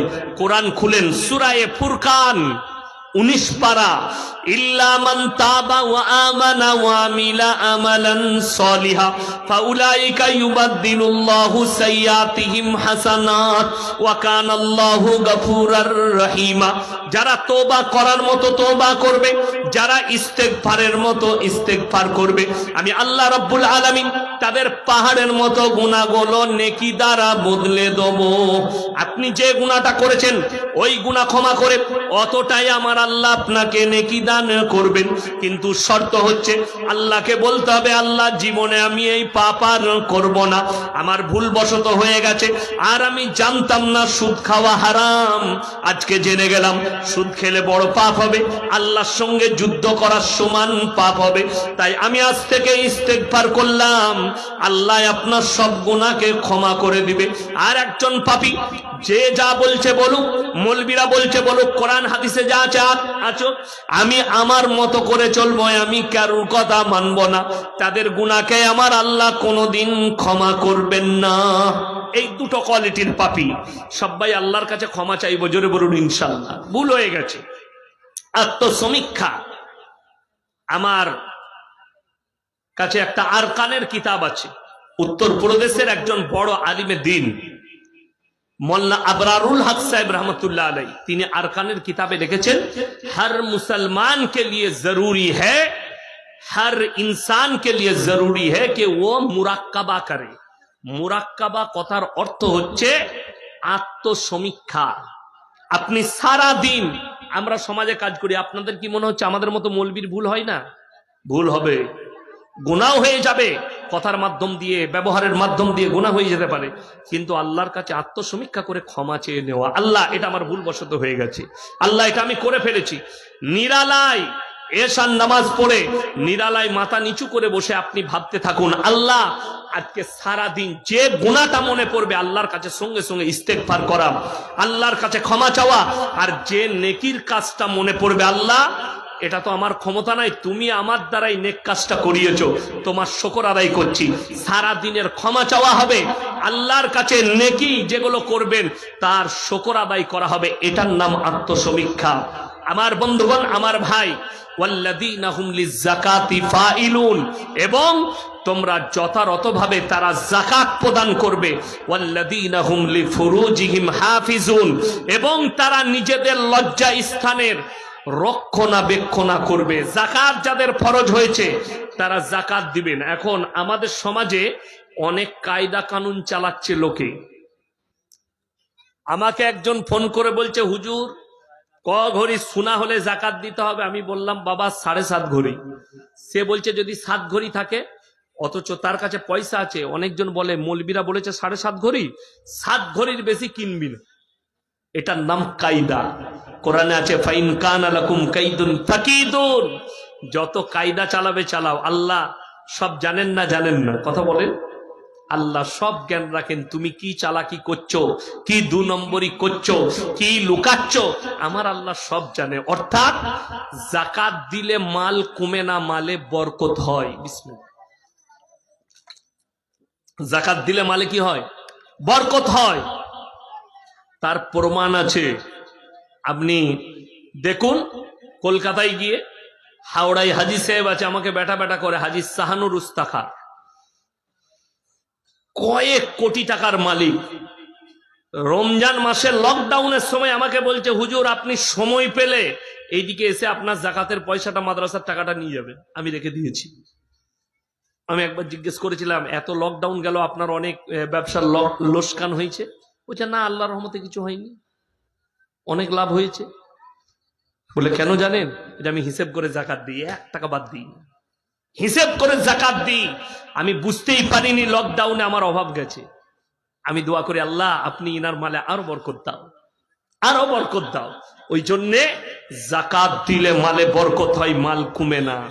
মানুষ মনে করে মাল কমে যায়। আল্লাহ রসুলের হাদিস, এমন একটা সময় পৃথিবীতে আসবে মানুষ জাকাত দেওয়াটাকে কি মনে করবে জানেন? জুলুম মনে করবে। মৌলবীরা জুলুম করছে, এরা জাকাতের টাকা দিতে আসছে। এটা কিয়ামতের আলামত। আর একটা সময় আসবে জাকাত দেনেওয়ালা এত বেড়ে যাবে, জাকাত লেনেওয়ালা লোক থাকবে না। আর জাকাত এমন লোকের কাছে এমন জায়গায় পৌঁছাবে যেখানে জাকাত আদায় হবে না, জাকাত আদায় হবে না। ওয়াল্লাযীনা হুম লিফুরুজিহিম হাফিজুন, এবং তারা নিজেদের লজ্জা স্থানে রক্ষণাবেক্ষণা করবে। আমার বন্ধুগণ, আমার ভাই, নারী পুরুষ যারাই বসে আছেন, আমার কচিকাচারা, কিয়ামতের ছোট ছোট আলামত গুলো প্রকাশ পেতে শুরু করে দিয়েছে। আমরা আলেমরা মৌলবীরা বুঝতে পারছি কিয়ামতের আলামত গুলো প্রকাশ পাচ্ছে। নাম্বার 1, মারাত্মক কিয়ামতের আলামত, মসজিদ আল্লাহর ঘর, সেখানে যখন দুনিয়াদারির কথা সমাজের লোক আলোচনা করবে। আজকে ইমামের খুতবা চলে জুম্মাতে, আর সমাজের লোক দুনিয়াদারির কথা আলোচনা করে। ঠিক বললাম না? এটা কিয়ামতের একটা আলামত। নাম্বার 2, সমাজের বুকে যখন দেখতে পাবে অশিক্ষিত মূর্খরা নেতৃত্ব দিচ্ছে আর শিক্ষিতরা চুপচাপ বসে দেখছে, কিয়ামতের আলামতের মধ্যে একটা আলামত। নাম্বার 3, রাস্তাঘাটে নারী পুরুষ গাধার মতো জিনা করতে লেগেছে। নাম্বার 4, খুব ভালো করে শুনবেন, নারীরা পোশাক পরবে, তারপরও তারা ন্যাংট অবস্থায় থাকবে। নাম্বার 5, সমাজের বুকে পরকিয়া বেড়ে যাবে। নাম্বার 6, সমাজের বুকে হারাম আওলাদে ভরে যাবে। নাম্বার 7, অবৈধগুলো মুসলমানের কাছে বৈধ হয়ে যাবে, জায়েজ হয়ে যাবে। না জায়েজ জিনিসগুলো, হারামগুলোকে মুসলমানরা বৈধ করে নিবে। আজকে প্রত্যেকটা মুসলমান দেখলেন অবৈধগুলোকে বৈধ করে নিচ্ছে। আপনাকে চোখে আঙ্গুল দিয়ে দেখিয়ে দিচ্ছি। আমার বন্ধুগণ, অবাক হবেন, 25শে ডিসেম্বর ইসলামে হারাম, 1 জানুয়ারি হারাম। কালিয়াচকের বাজারে মুসলিম যুবকরা 1 জানুয়ারি পালন করেছে, অন্য কেউ নয়। বোমবাস্ট করে, বোম লাগিয়ে তারা 1 জানুয়ারি পালন করেছে। অথচ কোরআনে স্পষ্ট আছে, গায়রিল মাগযুবি আলাইহিম ওয়ালাদ দাল্লিন। মাগযুব মানে ইহুদি, দাল্লিন মানে নাসারা। এই দুটো দলই পদভ্রষ্ট এবং এদের অনুসরণকারীরাও পদভ্রষ্ট হয়ে যাবে। আপনি মনে করছেন আপনার মেয়ে কলেজে পড়ছে, সুরক্ষায় আছে। আপনার মেয়ে হোস্টেলে থাকে, সুরক্ষা আছে।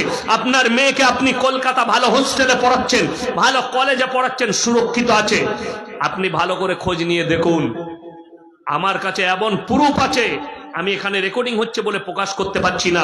হাজারো মুসলিম মেয়ে তলায় তলায়, তার পরিবার জানে না, বাম্মা জানে না, অনেক অমুসলিম ছেলেকে রেজিস্ট্রি করে বিয়ে করে ফেলেছে। আমার কাছে প্রুফ আছে, আমি কিন্তু বলবো না, প্রুফ দেবো না আপনাদিকে। মোবাইলে রেকর্ডিং চলছে, এই রেকর্ডিং গুলো না থাকলে আমি একটা একটা করে প্রুফ গুলো বার করে, জেলা, তার নাম, সবকিছু বার করে দিতাম, একদম পাই টু পাই বলে দিতাম। তার জেলা কোথায়, তার বাড়ি কোথায়, মালদার কটা মুসলিম মেয়ে আছে, কালিয়াচকের কটা আছে, সুজাপুরের কটা আছে, ধুলিয়ানের কটা আছে, বেলডাঙ্গার কটা আছে, সব বলে দিতাম। জানেন নবীজি সাল্লাল্লাহু আলাইহি সাল্লামের হাদিস কত সত্য? নবীজি বললেন, বর্বরতার যুগের পাপগুলো তোমাদের কাছে মডেলিং হয়ে ফিরে আসবে। এমন একটা যুগ ছিল, আমরা পড়েছি ইতিহাসের পাতায়, আদিম যুগের ঘটনা। মানুষ কাপড় পরতে জানতো না, মানুষ ন্যাংটো থাকতো, মানুষ গাছের ছালকে তারা পোশাক বানাতো। মানুষের কাছে পোশাক ছিল না, গাছের পাতা তাদের পোশাক ছিল। মানুষ সভ্যতা লাভ করলো, উন্নতি লাভ করলো, মানুষ কাপড় পরতে শিখলো, তারা সভ্যতা খুঁজে পেল। রাসূল বললেন, আবার এমন একটা যুগ আসবে কিয়ামতের পূর্বে, বর্বরতার যুগ, আবার মানুষ ন্যাংটো হয়ে যাবে, তারা পোশাক পরতে চাইবে না। আজকে আপনারা দেখেছেন বিহারের মুখ্যমন্ত্রী নীতিশ কুমার জি একটা মেয়ের হিজাব ধরে টেনেছে না টানেনি? সমালোচনা হয়েছে, আলোচনা হয়েছে অনেক তাকে নিয়ে। অনেকজন বলেছে, আপনি বেটি কি तरह है, उन्होंने मजाक किया, बेटी है, उन्होंने मजाक करके खींच दिया तो क्या बड़ी बात है।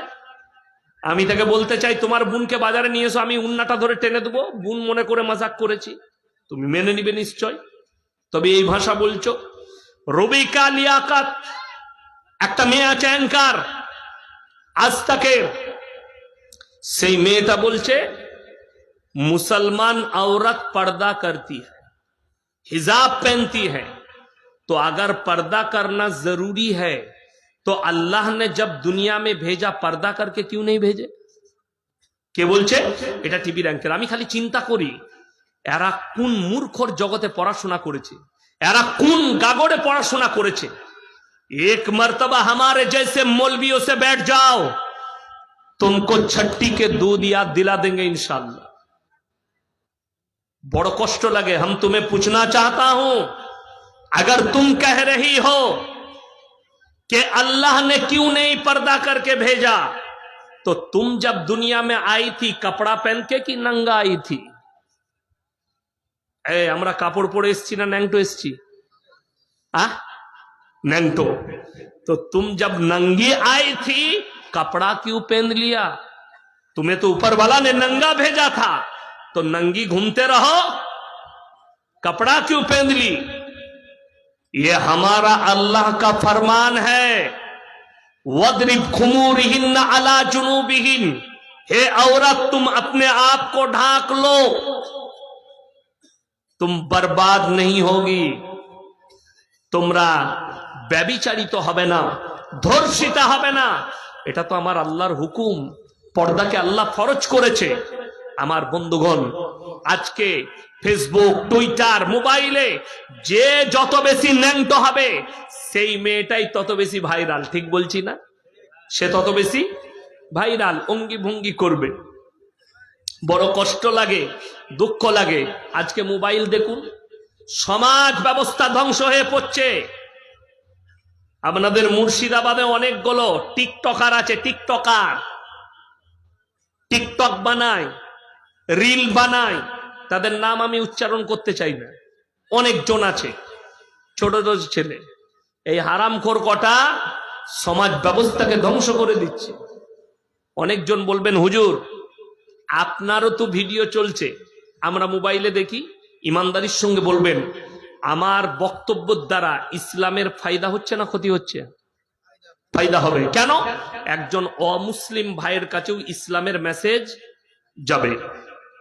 আমি ত্রিপুরা আগরতলা এয়ারপোর্টে বসেছিলাম, আমার পেছনে একজন হিন্দু ভাই বসেছিল, সে এগিয়ে এসে আমার সাথে মোলাকাত করলো, বলে স্যার আমি আপনার প্রতিনিয়ত বক্তব্য শুনি, আমার ত্রিপুরাতেই বাড়ি, আমি একজন ব্যবসায়ী, আমি কলকাতা যাচ্ছি কাজে, তো আপনার বক্তব্য আমার খুব ভালো লাগে। আমি তাকে দোয়া দিলাম মাথায় হাত দিয়ে, আল্লাহ তুমি একে ইসলামের জন্য কবুল করে নাও, বলুন আমিন। কেন? আমার বক্তব্য নিশ্চয়ই তার দিলে দাগ কেটেছে, ভালো লেগেছে, তাহলে এতে ইসলামের ফায়দা হচ্ছে, ইসলাম তার কাছে পৌঁছাচ্ছে। আপনি বলতে পারবেন এই টিকটক যারা বানাচ্ছে এদের দ্বারা ইসলামের কিছু ফায়দা হচ্ছে, সমাজের কিছু লাভ হচ্ছে? কল্যাণ হয়নি, অকল্যাণ হচ্ছে। জিনার রাস্তায় ঠেলে দিচ্ছে। আজকে ছোট ছোট বাচ্চাকে তার মা বাপ, শফিক না কি নাম একটা ছেলে আছে হারামখোর, কি টিভি নাম যে, পল্লীগ্রাম টিভি, এ সমাজ ব্যবস্থাকে ধ্বংস করে দিচ্ছে এদের দ্বারা। অথচ মুসলমান একটা মা, একটা বোন তার বাচ্চাকে ওইটাই ফলো করে দিচ্ছে, এটা দেখ। এটার দ্বারা কি ফায়দা পাবে, কি ফায়দা হবে? ইসলামের কোনো লাভ আছে? লাভ নেই। তুমি যদি চাইতে তোমার ছেলেকে ভালো করব, মক্কার ইমামের কোরআনের তেলাওয়াতটা খুলে দিয়ে দাও, কোরআন শুনো, ভালো লাগবে, এটা শুনো, ভালো লাগবে, কিন্তু তুমি দিতে পারলে না। কেন? তোমার তো ওই মাইন্ডটাই নাই। তার মা তো দেখে টিকটক, তার মা তো ইসলামিক কোনো কালচার নেই, সন্তান কি করে পাবে? আমার বন্ধুগণ শুনেলেন, মায়ের দিকে বোনের দিকে বলছি, তোমার কাছে যে যৌবনটা আছে সেই যৌবনটা তোমার নিজস্ব নয়, আল্লাহর দেওয়া আমানত এবং তোমার স্বামীর হক, তোমার যে পুরুষ হবে, যে স্বামী হবে তার হক। হে পুরুষ, হে আমার যুবক, তোমার কাছে যে যৌবনটা আছে সেই যৌবনটা তোমার নিজস্ব নয়, আল্লাহর দেয়া নিয়ামত এবং তোমার কাছে আমানত, তোমার বিবির জন্য ওটা আমানত। আজকে বিবাহের আগে হাজার হাজার মুসলিম যুবক যুবতী তারা নিজেদের যৌবনকে শেষ করে ফেলছে। যারা স্কুল কলেজের ছেলে আছো, যারা লিভিং কে হালাল মনে করছো, লিভিং ইসলামে হারাম, লাভ ইসলামে হারাম, প্রেম ভালোবাসা হারাম, জিনাটা হারাম।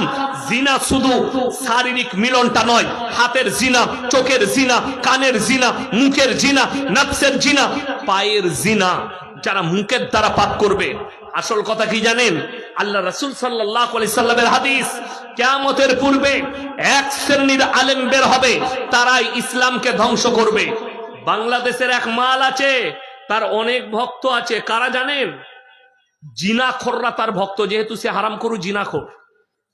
তার নাম হচ্ছে আবরারুল হক আসিফ, নাম শুনেছেন? তার ভক্ত কারা জানেন? কারা?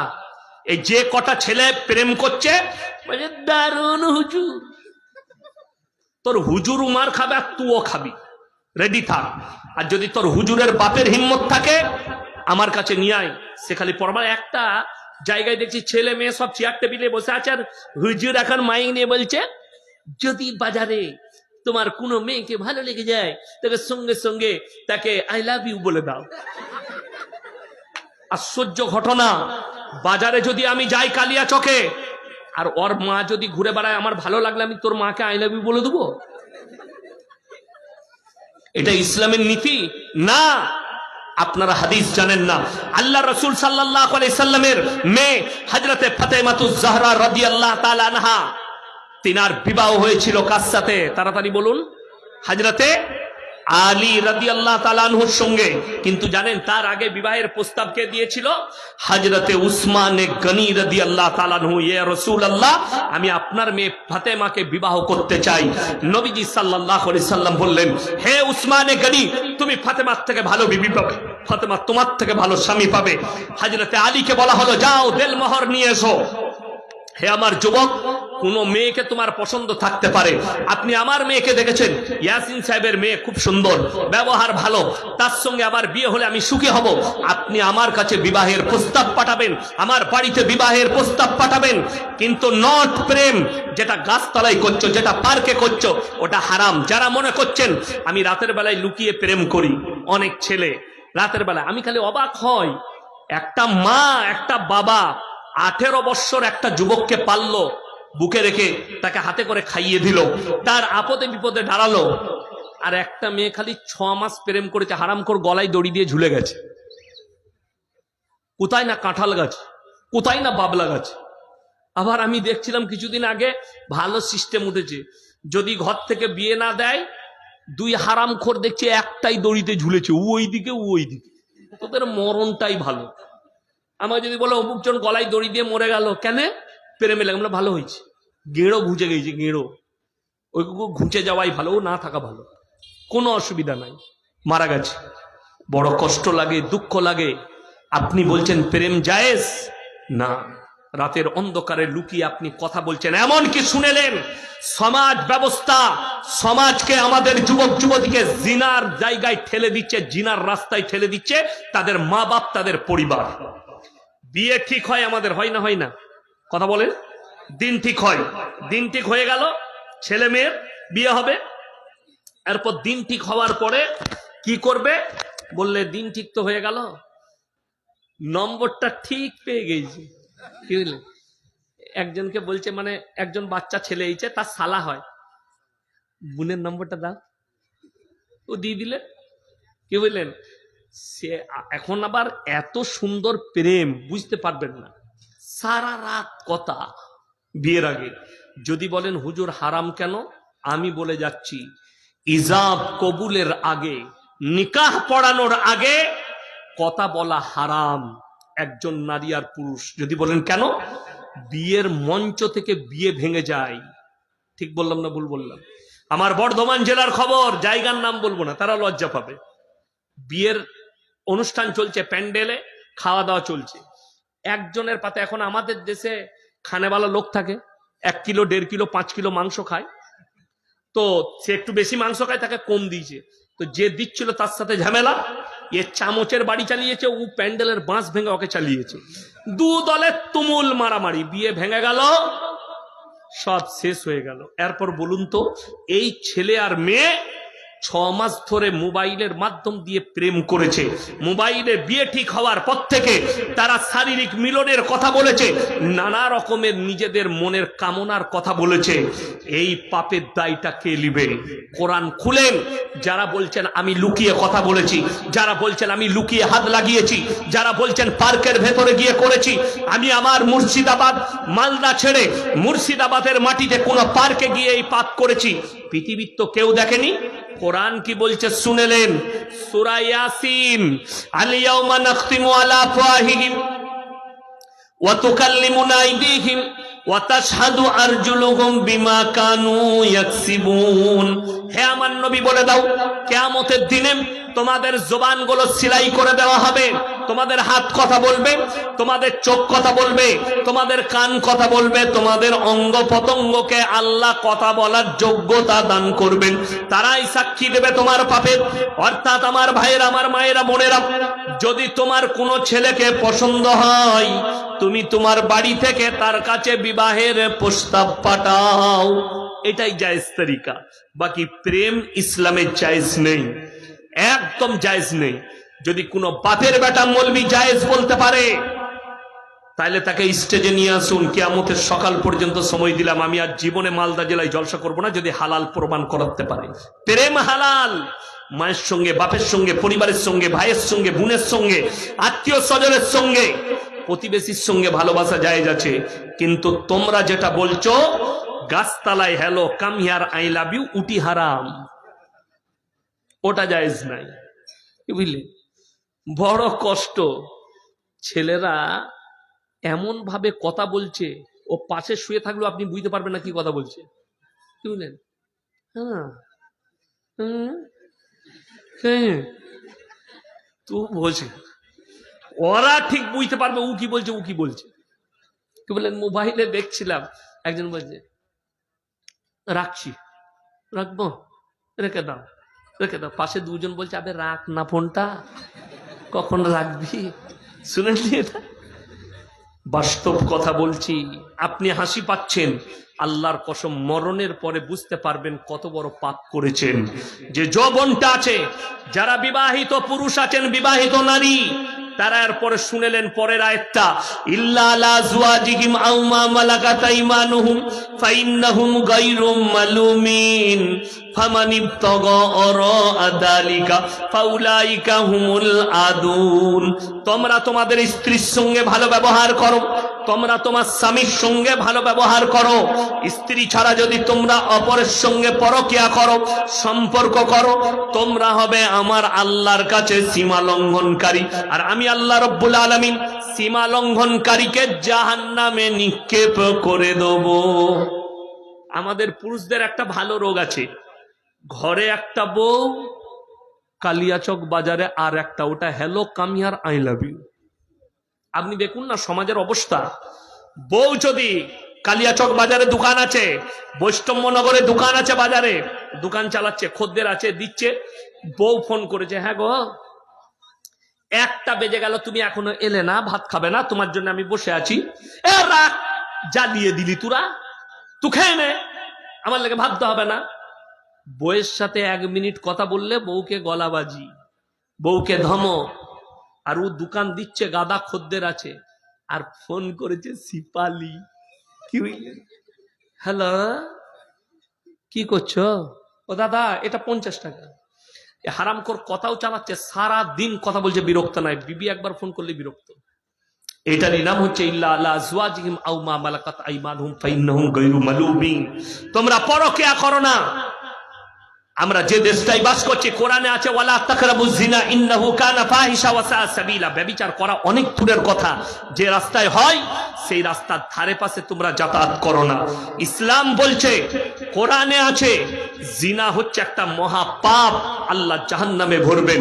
আমার বন্ধুগণ, এই দেশটার নাম হচ্ছে হিন্দুস্তান, এটা ভারতবর্ষ। এখানে পুলিশের ব্যবস্থা আছে, প্রশাসন আছে, আদালত আছে, বিচার ব্যবস্থা আছে। এই দেশটা হচ্ছে হিন্দুস্তান, সেকুলার দেশ। সব ধর্মের মানুষ নিজের নিজের ধর্ম পালন করবে। কিন্তু যদি কোন রাষ্ট্রটা ইসলামী রাষ্ট্র হয়, সেই রাষ্ট্রটা যদি ইসলামী শাসন থাকে, ইসলামী রাষ্ট্র হয়, সেখানে যদি কোনো বিবাহিত মহিলা আর বিবাহিত পুরুষ তারা যদি পরকিয়া করে তাদেরকে গুলি করে হত্যা করা যাবে না, তলোয়ারে করে কাটা যাবে না। ইসলামী শরিয়া বলছে জনসমক্ষে নিয়ে এসে তাদেরকে পাথর মেরে মেরে হত্যা করতে হবে। কেউ যদি ধর্ষণ করে তাকে তলোয়ারে করে কাটা যাবে না, ফাঁসি দেওয়া যাবে না, জনসমক্ষে নিয়ে এসে পাথর মেরে হত্যা করতে হবে।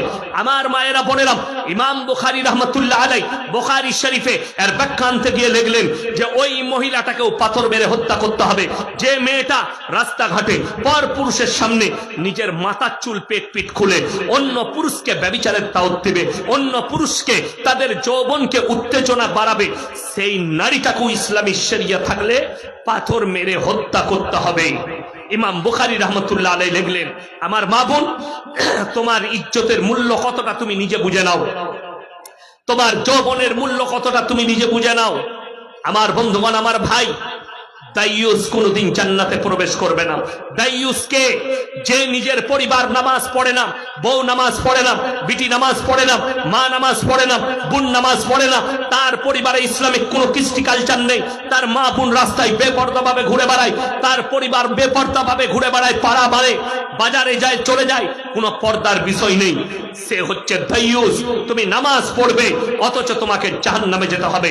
একটা নারী, একটা মেয়ে, একটা মহিলা একা জাহান্নামে যাবে না, সে তার স্বামীকে নিবে, সে তার বেটাকে নিবে, সে তার বাপকে নিবে, সে তার ভাইকে নিবে, জাহান্নামে প্রবেশ করবে। আল্লাহ, এটা তো আমার বাপ আমাকে জীবনে পর্দার কথা বলেনি, আমাকে জীবনে নামাজের দাওয়াত দেয়নি, এটা আমার স্বামী জীবনে আমাকে নামাজের কথা বলেনি, জীবনে আমাকে পর্দার কথা বলেনি, এটা আমার ভাই জীবনে আমাকে পর্দার কথা বলেনি, জীবনে আমাকে নামাজের দাওয়াত দেয়নি, জীবনে আমাকে ভালো কাজ করতে বলেনি, এটা আমার বোন, এটা আমার বেটা আমাকে জীবনে দাওয়াত দেয়নি, জীবনে আমাকে হালাল হারাম বুঝায়নি, জীবনে আমাকে দিন শিখায়নি, আল্লাহর কাছে সাক্ষী দেবে, জাহান্নামে যাবে।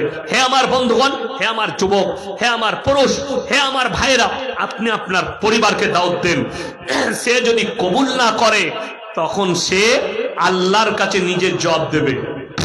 আপনি আপনার কাজ থেকে ফারেক হয়ে যাবেন। আপনার কাজ হচ্ছে দাওয়াত পৌঁছানো, আপনার কাজ হচ্ছে দাওয়াত দেওয়া। ওই জন্য বন্ধুগণ, সকলকে অনুরোধ করছি, আপনি আপনার মাকে দাওয়াত দেন, আপনার পরিবারকে দাওয়াত দেন, আপনার বিটিকে দাওয়াত দেন, আপনার বোনকে দাওয়াত দেন। এরপরে যদি তারা কবুল না করে, আমল না করে, আপনি আল্লাহকে বলতে পারবেন, আল্লাহ গো, আমি দাওয়াত দিয়েছি, আল্লাহ গো, আমি অনেক বুঝিয়েছি, আমার কথা মানেনি। আপনি কিয়ামতের দিনে ক্লিয়ার হবেন। বিসমিল্লাহ। এরপর যদি কেউ বলে না, কেউ দাওয়াত দিয়েছে, তার স্ত্রী আমল করেনি, এরপরে স্বামী জাহান্নামে যাবে না, স্বামীরা দায়ী নয়। দাওয়াত দিয়েছে, এরপরে কি ভাই জাহান্নামে যাবে না? ভাই ক্লিয়ার, সে তো দাওয়াত দিয়েছে, তার মৃত্যুকাল পর্যন্ত, তার বিবাহের আগে পর্যন্ত ভাই তো তাকে দাওয়াত দিয়েছে। স্বামী মৃত্যুকাল পর্যন্ত স্ত্রীকে দাওয়াত দিয়েছে, ভালো কাজ করো, নেক কাজ করো, তারপরেও স্বামী দায়ী না? স্বামী আর দায়ী থাকবে না। কেন? কোরআনে আছে, মাথায় রাখবেন আমার মা বোন, দুজন নবীর বিবি জাহান্নামে যাবে। কজন বললাম বাবা? দুজন। দুজন নবীর বিবিকে আল্লাহ জাহান্নামে দিবেন। একজন হচ্ছে নূহ নবী, একজন হচ্ছে লূত নবী। এই দুজনের বিবির চারটা মারাত্মক অপরাধ। একটা হচ্ছে আল্লাহকে অবিশ্বাস করা, নাম্বার 2 সেটা হচ্ছে নবীকে অবিশ্বাস করা, নাম্বার 3 স্বামীর অবাধ্যতা করা, আর নাম্বার 4 হচ্ছে আল্লাহ ব্যতীত অপরকে রব হিসাবে মেনে নেওয়া। লূত নবীর বিবির অপরাধ সমকামিতে লিপ্ত হওয়া। আজকে দ্রুত গতিতে ছুটছে অনেক মুসলমানদের যুবক, স্কুল কলেজের ছেলে মেয়ে, অনেক যুবতী, তারা সমকামিতে লিপ্ত হচ্ছে। যারা মনে করছেন এটা আল্লাহর সৃষ্টি, এটা আল্লাহরই দান, ওই জন্য একটা পুরুষ পুরুষকে বিয়ে করবে, নারী নারীকে বিয়ে করবে, আমার মাথা ব্যথা হতো না। যেহেতু ভারতে রায় দিয়ে দিয়েছে সুপ্রিম কোর্ট, ভারতের লিগেল, সমকামী লিগেল, আমি আমার কমকে দাওয়াত দিচ্ছি, আমার ভাইদিকে দাওয়াত দিচ্ছি, আপনাদেরকে অনুরোধ করে যাচ্ছি, আপনি নিজেকে বাঁচান, আপনার পরিবারকে বাঁচান। সমকামী পাপটা এত ডেঞ্জার পাপ, যারা স্কুল কলেজের ছেলে মেয়ে আছেন সমকামীতে লিপ্ত হচ্ছেন, আর যারা মনে করছেন এটা তো আল্লাহরই সৃষ্টি, আমি একটা পুরুষকে বিয়ে করব, তোমাদিকে যদি একটা আইল্যান্ডে ছেড়ে দেওয়া হয়, একটা পুরো আইল্যান্ড ভাড়া করে ছেড়ে দেওয়া হয়, সেই আইল্যান্ডে যত সমকামী আছে ছেড়ে দিলে 10 বছর পরে তোমরা বিনাশ হয়ে যাবে, 10 বছর পরে তোমাদের আর অস্তিত্ব থাকবে না। কেন? ছেলেতে ছেলেতে বিয়ে হলে বাচ্চা হবে? হবে না। নারীতে নারীতে বিয়ে হলে বাচ্চা হবে? হবে না। এটা আল্লাহর কুদরতের খিলাফ। চলুন, যারা ভূগোল দেখেছেন, ম্যাপ, যাদের বাড়িতে পৃথিবীর ম্যাপ আছে, ম্যাপটা খুলে দেখুন। একটা সাগরের নাম হচ্ছে মরা সাগর, একটা সাগরের নাম হচ্ছে উপসাগর। সেই সাগরটাই পোকা মাকড় জন্মায় না, কীট পতঙ্গ জন্মায় না। আল্লাহ রাব্বুল আলামিন হযরতে লূত নবীর কমকে ওই সাগরের উপরে রুটির মতো পাল্টিয়েছিলেন। আল্লাহ তাআলা ওই সাগরের উপরে তাদেরকে অভিশপ্ত করলেন। অভিশপ্ত হওয়ার কারণে কিয়ামতের সকাল পর্যন্ত ওই সাগরে একটা পোকা মাকড় জন্মাবে না, একটা কীট পতঙ্গ জন্মাবে না। আল্লাহ রাব্বুল আলামিন তাদেরকে ওখানে ধ্বংস করলেন, সেই জাতিকে। এবং আল্লাহ কোরআনের লাকির টেনে দিলেন, দারাবাল্লাহু মাসালাল লিল্লাযীনা কাফারু ইমরাতা নূহি ওয়া ইমরাতা লূত কানাতা তাহতা আবদাইনি মিন ইবাদিনা সালিহাইনি ফাকানাতাহুমা ফালাম ইউগনি আনহুমা মিনাল্লাহি শাইয়্যা ওয়া কিলা আদখুলান নার মা'আদ দাখিলিন। আমার দুজন উলুল আজম নবী, হাবিব পয়গম্বর নূহ নবী আর লূত নবী, দুজনের বিবিকে জাহান্নামে দেব, তারা আটকাতে পারবে না। নবী হওয়ার পরেও, পয়গম্বর হওয়ার পরেও। শুনেলেন ফেরাউন জাহান্নামী না জান্নাতি? বাবা জাহান্নামী, তার বিবি আসিয়া জান্নাতি আমার আল্লাহ এলান করে দিয়েছেন। জোরে বলুন সুবহানাল্লাহ। ফেরাউনের বিবি আসিয়া জান্নাতি, আল্লাহ কোরআনে লাকির টেনে দিয়েছেন। ফেরাউন জাহান্নামে যাবে। হযরতে নূহ নবী, লূত নবী জান্নাতি, নবী পয়গম্বর নিসবাত জান্নাতি। তাদের দুজনের বিবিকে আল্লাহ জাহান্নামে দিবেন, তাদের অপরাধের কারণে, আল্লাহকে অবিশ্বাস করার কারণে। আমার বন্ধুগণ, আমার ভাই, যারা নিজেকে বলছেন সমকামী, আল্লাহর নবী শুনেলেন এই সমকামী পাপটা আল্লাহ রসুলের যুগের পাপ নয়, ঈসা নবীর যুগের পাপ নয়, মুসা নবীর যুগের পাপ নয়, ইউসুফ নবীর যুগের পাপ নয়, ইব্রাহিম নবীর যুগের পাপ নয়, ইয়াকুব নবীর যুগের পাপ নয়। এই পাপটা হচ্ছে হযরতে লূত নবীর কওমের পাপ। আজকে মডেলিং হয়ে ফিরে এসছে। আজকে সমাজের কিছু স্কুল কলেজের শিক্ষিত যুবক যুবতী, তারা বলছে আমরা মডেলিং, আমরা মডেলে ফিরে এসেছি। শুনেলেন নবীজি তো 1400 বছর আগে এটাই বলেছেন, বর্বরতার যুগের পাপগুলো মডেলিং হয়ে ফিরে চলে আসবে। আজকে এরা ন্যাংটো হাওয়াটাকে মনে করছে মডেলিং, ছোট পোশাক পরাটাকে মনে করছে মডেলিং। আরে খোঁজ নিয়ে দেখো, আদিম যুগের লোকরা ছোট পোশাক পরতো, আদিম যুগের লোকরা ন্যাংটো থাকতো, আদিম যুগের লোকদের পোশাক ছিল না। সভ্যতা লাভ করেছে যারা ভদ্র হবে, যারা শিক্ষিত হবে, যারা জ্ঞানী হবে, তাতে সে হিন্দু হোক, তাতে সে মুসলিম হোক, তারা জৈন হোক, যাতে তারা শিখ হোক, যাই ঈসাই হোক, যারা ভদ্র হবে, যারা নম্র হবে, যাদের মধ্যে মানবতা থাকবে, যাদের মধ্যে মানুষত্ব থাকবে, তারা কখনো ন্যাংটো ঘুরবে না, তারা কখনো ন্যাংটো থাকবে না।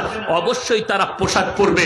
আর যারা বর্বরতার যুগের সঙ্গে মিলে যাবে, যারা আদিম যুগের সঙ্গে মিলে যাবে, যারা ওই জীব জন্তুর মতো এখনো থাকতে চায়, তারা পরবর্তীতে আবার ন্যাংটো হবে। তাই তো এরা ন্যাংটো ঘুরতে চাইছে, ন্যাংটো থাকতে চাইছে।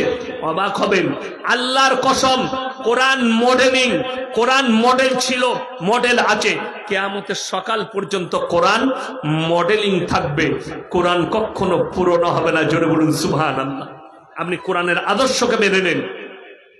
আমি অনুরোধ করে যাব, সবাই নিয়ত করলেন, রমজানুল মুবারকের মাস আসছে, সবাই হাত তুলে বলুন 30টা রমজানের রোজা রাখবো ইনশাআল্লাহ। নিয়ত করলেন? হ্যাঁ। আর একটা কাজ করবেন, শবে বরাতে হালুয়া রুটি খাবেন। হ্যাঁ, ওইটাই তো আমাদের দেশে ঝামেলা। খালি আসতে দেন, শবে বরাতের আগে জিলাপি হুজুরদের গাল শুরু হয়ে যাবে। কি বললেন? বিহারের একটা ঝাড়খণ্ডী বাবা বলে একটা বক্তা আছে, দেখেছেন? ঝাড়খণ্ডী বাবা বক্তব্য দেয়, সে বলছে হালুয়া বানায়ে হাম কিতাব মে ঢুंढे ও हलवा किधर है? बोलचे बेटा हलवा कढ़ाई में रहता है, किताब में नहीं।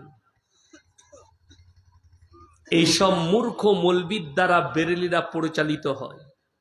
কি বলবেন? আর একটা বিহারের বক্তা দেখছি, ये सिन्नी, ये नियाज, ये फतिहा, ये हलवा, ये रोटी, ये सब कहाँ है? बोले रसूल के युग में नहीं थे, जमाने में नहीं थे, तो नाजायज है। तखन बोलছে वहाबी को कहो रसूल के जमाने में तो अब भी नहीं थे, तो अब भी नाजायज है का? मैंने नीलाम, हम नहीं थे तो हम नाजायज है, तो तुम भी तो नहीं थे रसूल के जमाना में, तुम कैसे हलाल हो गए? तुम भी तो नाजायज हो, तुम्हारा बड़ा हजरत भी नाजायज है। বড় কষ্ট লাগে আজকে আমাদের সমাজে তো মারামারি এগুলোলি, হালুয়া রুটি আর অমুক আর তমুক, নামাজ নিয়ে মারামারি নেই, ফরজ ইবাদত নিয়ে মারামারি নেই। কেউ যদি এক ওয়াক্তের নামাজ ছেড়ে দেয়, আজকে সমাজের অবস্থা বলে দিই, আপনি প্রত্যেক গ্রামে পাবেন জানাজার নামাজ হবে জোহরের পরে, মুসল্লিরা নামাজ পড়ছে, আর কিছু মুসল্লি উজু করে দাঁড়িয়ে আছে, ও শুধু খালি জানাজার নামাজ পড়বে। ঠিক বললাম না ভুল বললাম? নামাজই পড়ে না। অথচ কেউ যদি ইমানদারির সঙ্গে বলুন, জানাজার নামাজ ছেড়ে দিলে কোনো গুনাহ আছে? কোনো গুনাহ নাই। কিন্তু কোন ব্যক্তি যদি সামনে নামাজ হয় আর উজু করে দাঁড়িয়ে যদি জেনে শুনে ফরজ নামাজ ছাড়ে, গুনাহ এক কবিরা, বড় গুনাহ, বড় পাপ। আমার বন্ধুগণ, আপনি কি করে যদি বলেন হুজুর আমি তো কিছুই জানি না, সূরা জানি না, মুখস্থ নাই, কোনো কিছু না, আরে কমপক্ষে সেই দিনে ইমামের পেছনে মাথাটা ঠুকে লাও, যদি আল্লাহ কবুল করে নেয়। তুমি যদি 5 ওয়াক্তের, আমরা মায়ের পেট থেকে মৌলবি হয়ে এসেছি না, পড়তে হয়েছে বাবা, পড়তে হয়েছে, মাদ্রাসায় যেতে হয়েছে, শিক্ষা অর্জন করতে হয়েছে। মায়ের পেট থেকে কেউ শিখে আসে না, আপনাকে শিক্ষা অর্জন করতে হয়। অর্থাৎ তুমি জানতে না, তুমি যখন মাথা ঠুকতে শুরু করেছো, ঠিক আস্তে আস্তে সূরা মুখস্থ হয়ে যাবে, দোয়া জেনে যাবে, সব কিছু জানা হয়ে যাবে। তুমি নিয়তটা তো কমপক্ষে করো যে আল্লাহ আমি নামাজি হব, আল্লাহ আমাকে 5 ওয়াক্তের নামাজের তৌফিক দান করো। কোরআনে আছে ইন্নাস সালাতা তানহা আনিল ফাহশাই ওয়াল মুনকার, নিশ্চয় নামাজ এমন একটা ইবাদত, মানুষ যখন নামাজ পড়তে থাকে, নামাজটা দিকে খারাপ কাজ থেকে সরিয়ে ভালো কাজের দিকে নিয়ে যায়। এটা হচ্ছে নামাজের বরকত, নামাজের ফজিলত, যে নামাজটা দিকে খারাপ কাজ থেকে সরিয়ে ভালো কাজের দিকে নিয়ে যাবে। ওই জন্য নামাজ কেউ ছাড়বেন না, নামাজ ভালো। নামাজে রাসূল সাল্লাল্লাহু আলাইহি সাল্লামের হাদিস, যারা 5 ওয়াক্তের নামাজি হবে মৃত্যুকাল পর্যন্ত আল্লাহ তাদের রুজিতে কোনোদিন কমি দিবেন না। জোরে বলুন সুবহানাল্লাহ। রুজিতে কমি মানে কি? রুজি মানে কি? রুজি মানে হচ্ছে দেশি মুরগি আর খাসির মাংস লয়। মানুষ খেয়ে মারা যায় না, না খেয়ে মরে? কথা বলেন, খেয়ে মারা যায়। ওই জন্যে গোটা পৃথিবীর যত বৈজ্ঞানিক আছে, তারা নবীজি সাল্লাল্লাহু আলাইহি সাল্লামের সুন্নতের উপরে গবেষণা করেছে। আমেরিকা, লন্ডন, ব্রিটেন, জাপান, জার্মানের বৈজ্ঞানিকরা নবীজি সাল্লাল্লাহু আলাইহি সাল্লাম যতগুলো সুন্নত বলে গেছেন, যতগুলো কাজ করে গেছেন, বিজ্ঞান সমতুল্য। মেসওয়াক করা, দাঁতন করা নবীজির সুন্নত। এত সুন্দর কথা নবীজি বলে গেছেন।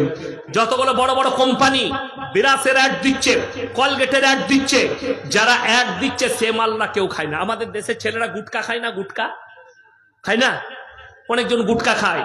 সে গুটকাখোর দিকে বলছি, তুমি টিভিতে যাদেরকে অ্যাড দিতে দেখছো আর্টিস্টরা, সে মাল্লা কেউ জীবনে গুটকা ছই না। সে তো জানে কি বিষাক্তক জিনিস, আপনি খাচ্ছেন, সে খাই না। যে কলগেট বিরাসের অ্যাড দিচ্ছে আর্টিস্টরা, তারা জীবনে কলগেট বিরাস করে না, তারা মেসওয়াক করে, দাঁতন করে। আমেরিকার বৈজ্ঞানিকরা, ডাক্তাররা বলছে, গবেষকরা, যারা দাঁতন করবে, মেসওয়াক করবে, মেরি মজবুত হবে, দাঁত মজবুত থাকবে। মেরি মজবুত, দাঁত মজবুত থাকবে। আমার বন্ধুগণ, আমার ভাই, আপনি মেসওয়াক করুন, নবীজির সুন্নত। নবীজি বললেন, তোমরা যখন খানা খেতে বসবে, 1 ভাগ খালি, 1 ভাগ পানি আর 1 ভাগ খাবার থাকবে। এটাই রাসূলের সুন্নত। আমাদের দেশে যদি বিয়েতে দাওয়াত হয় কিংবা জলসার দাওয়াত হয়, ও দেখে যা খাওয়া, গলা পর্যন্ত টেনে দিলে, ঘরে এসে শুয়ে আসে। জোহরের আজান হয়েছে, বউ বলছে উঠো গো, নামাজ পড়তে যাবে না? পড়বে। কি হলো, এতটা খেলে নামাজ পড়তে পারবি?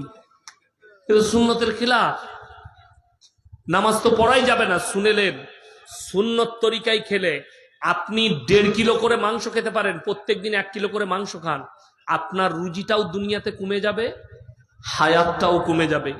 রসুল বলছেন যারা সুন্নত তরিকায় খাবে তাদের শরীর সুস্থ থাকবে, ইবাদত ভালো হবে, হায়াতে বৃদ্ধি পাবে। আপনার সুন্নত তরিকায় খান, যতটুকু প্রয়োজন ততটুকু খান, তার বেশি নয়। প্লেটটা চেটে খান, আঙ্গুলটা চুষেলেন, এটা কেন জানেন? প্লেটটা চাটার কথা বলা হয়েছে। আমাদের দেশে বিয়ে বাড়ি থেকে খেয়ে উঠে যাচ্ছে, দেখে মনে হয় কোনো কুত্তা খেয়ে উঠে গেল। রাগ করবে না, বাস্তব বলছি। চারিদিকে ভাত পড়ে আর নোংরা। এক একটা দানার হিসাব আমার আল্লাহ নিবেন। এক তো পানি, ওই জন্য মসজিদের উজুখানায় কি লেখা থাকে? পানি কম খরচ করুন, লেখা থাকে না? থাকে না? পানি কম খরচ করুন, কেন লেখা থাকে জানেন? এক বিন্দু পানি যদি আপনি বিনা ফুজুল খরচ করেন, তার হিসেবে আমার আল্লাহ নিবেন। প্রত্যেকটা, আপনি রাস্তায় যাচ্ছেন, লোকের গাছ আছে, অনেকজন গাছের ডালটা ছিঁড়ে পালিয়ে গেল, রাস্তায় চলতে চলতে লোকের গাছ ছিঁড়ছে, ছিঁড়ে না? ওটা তার অভ্যাস। বিনা কারণে ওই গাছের ডালটা ছিঁড়ার কারণে আল্লাহর কাছে হিসেব লাগবে আপনার। একটা দানা যদি আপনি নষ্ট করেন, আঙ্গুলটা চুষে নিলে আঙ্গুলে যে ভাতগুলো রেখে থাকবে সব খেয়ে নিলেন। প্লেটটা চেটে নিলে প্লেটের মধ্যে একটাও ভাত পড়ে থাকবে না। কেন? একটা দানার হিসেবও আমার আল্লাহ নিবেন। আপনি মনে করেন না আল্লাহ আপনাকে টাকা দিয়েছে, সম্পদ দিয়েছে, মাল দিয়েছে, আল্লাহ আপনার কাছে হিসেব দিবেন না? অবশ্যই আমার আল্লাহ আপনার কাছে হিসেব নিবেন। অত সহজ নয়। এক একটা দানার হিসেব নিবেন, এক একটা মালের আমার আল্লাহ হিসেব নিবেন, ছাড়বেন না। আল্লাহ আপনাকে মাল দিয়েছে, নিয়ামত দিয়েছে, আপনাকে ভোগ করতে দিয়েছে, অপব্যবহার করতে দেয়নি। ওই জন্য কোরআনে আছে, ইন্নাল মুবাদ্দিরিনা কানু ইখওয়ানাশ শায়াতিন ওয়া কানা শাইতানু লিরাব্বিহি কাফুরা। যারা অপব্যয় করে তারা হচ্ছে শয়তানের ভাই। আপনি অপব্যয়কারী হন না। আল্লাহ টাকা দিয়েছে, মাল দিয়েছে, দৌলত দিয়েছে, সম্পদ দিয়েছে, আল্লাহর রাস্তায় খরচ করুন, দিনের পথে খরচ করুন। ওই টাকার দ্বারা আপনি লটারি, জুয়া, গান বাজনা, মদ, গাঁজা ইত্যাদি ইত্যাদি আপনি হারাম কাজে খরচ করছেন। এক একটা টাকার হিসেব আমার আল্লাহ নেবেন, কিয়ামতের দিনে ছাড়বেন না। অর্থাৎ যদি ভালো কাজ করেন তার বদলা দেওয়া হবে, খারাপ কাজ করলে তারও বদলা আপনাকে দিতে হবে। আমার বন্ধুগণ, ওই জন্য বলে দিই, আল্লাহ প্রত্যেকটা জিনিসের হিসেব নেবেন, কোন জিনিসটা আমার আল্লাহ ছাড় দিবেন না।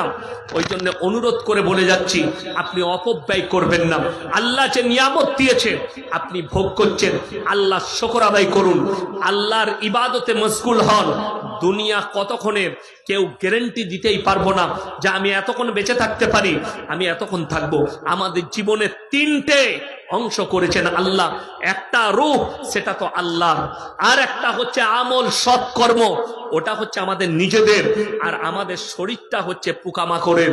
আমরা মারা যাওয়ার পরে কবরে শোয়ানো হলে আমাদের শরীরের মাংসগুলো কে খায়?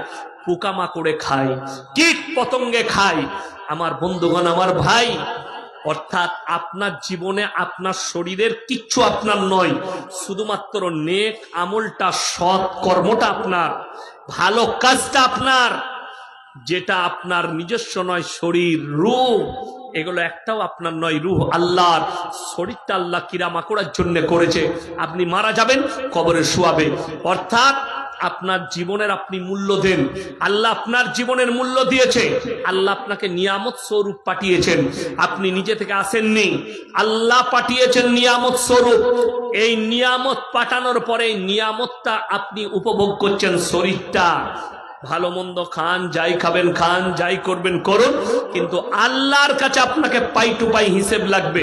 ওই জন্য প্রত্যেকটা ভাই নিয়ত করেলেন, আমরা পরকালে চিন্তা নেব। সবাই জোরে বলুন ইনশাআল্লাহ। মরণের পরে কি হবে? কিয়ামতের ময়দানটা যেন আসান হয়ে যায়, আমার কিয়ামতের দিনটা যেন আসান হয়, আমার কবরটা যেন আসান হয়। এই নিয়ত করে আপনি ভালো কাজে লিপ্ত হন, খারাপ কাজে লিপ্ত হবেন না। আমি অনুরোধ করব, ইবাদত, আল্লাহর ইবাদত করবেন, রাজা বন্দেগী আপনি দিল থেকে করুন। আপনি নামাজ পড়বেন, দিল থেকে নামাজ পড়ুন। আল্লাহর কাছে দণ্ডায়মন হলে আপনি মনে মনে ভাববেন, পৃথিবীর সব কিছুর মালিক, তার সামনে আমি দণ্ডায়মন হয়েছি। আপনার চোখ দিয়ে পানি পড়বে নামাজে। নামাজের পরে আল্লাহকে বলবেন, আল্লাহ নামাজ পড়লাম, তুমি আমার নামাজকে কবুল করে নাও। আল্লাহ, ইবাদত করলাম, তুমি আমার ইবাদতকে কবুল করে নাও। এটা তো আপনার নৈতিক দায়িত্ব। নিজের রবের কাছে, নিজের সৃষ্টিকর্তার কাছে মাথা নত করা, নিজের সৃষ্টিকর্তার কাছে কান্নাকাটি করা, নিজের সৃষ্টিকর্তার কাছে আপনার অনুতপ্ত হওয়া। আমার ভাই, বর্তমানে আরএসএস বা হিন্দুবাদীরা যে উড়িষ্যা, মুম্বাইয়ের, এমনকি বেঙ্গলের মধ্যেও যে মানুষকে টার্গেট করে নিঃসঙ্গভাবে হত্যা করছে, তো ইসলামী দায়ী হিসাবে আলেমদের করণীয় কি? না, আমাদের আলেমদের করণীয় কি বলুন? আপনি শিখিয়ে দেন কি করব। দেখুন, একটা কথা বলি, ইসলাম এত সুন্দর। আমি প্রথমেই বলেছি, থানার বড়বাবু বসেছিলেন, ওই জন্য আরো করে বললাম যে কোরআনে আছে, কোনো মানুষ যদি কোনো মানুষকে অন্যায়ভাবে হত্যা করে, সে গোটা মানব জাতিকে হত্যা করল। তারপরে আমি দেখতে পাচ্ছি, আজকেই দেখছিলাম একজন বাবা, তিনি বলছেন 100 मुसलमान के बीच एक हिंदू सुरक्षित नहीं है, लेकिन 100 हिंदू के बीच में एक मुसलमान सुरक्षित है। তাহলে এই যারা মারছে মুসলিম দিকে, এরা কারা? সেই বাবাকে আমি জিজ্ঞেস করছি, তাহলে সে এই লোকগুলো কারা? बाबा आप जरा बताएंगे, जो लोग मुसलमान को जय श्री राम की नारा लगाकर पीट रहे हैं, मार रहे हैं। আমি তো মনে মনে ভাবি, श्री राम जी लज्जा पाए, मेरे नाम लेके लोगों को हत्या कर रहे हैं ये लोग। আমি অবাক হয়ে যাই। আচ্ছা, বাবরি মসজিদ ভেঙে রাম মন্দির তৈরি হয়েছে না হয়নি? হয়েছে। তারপরও রামজি এখনো রাম মন্দিরে যায়নি, আমাদের মসজিদই আছে।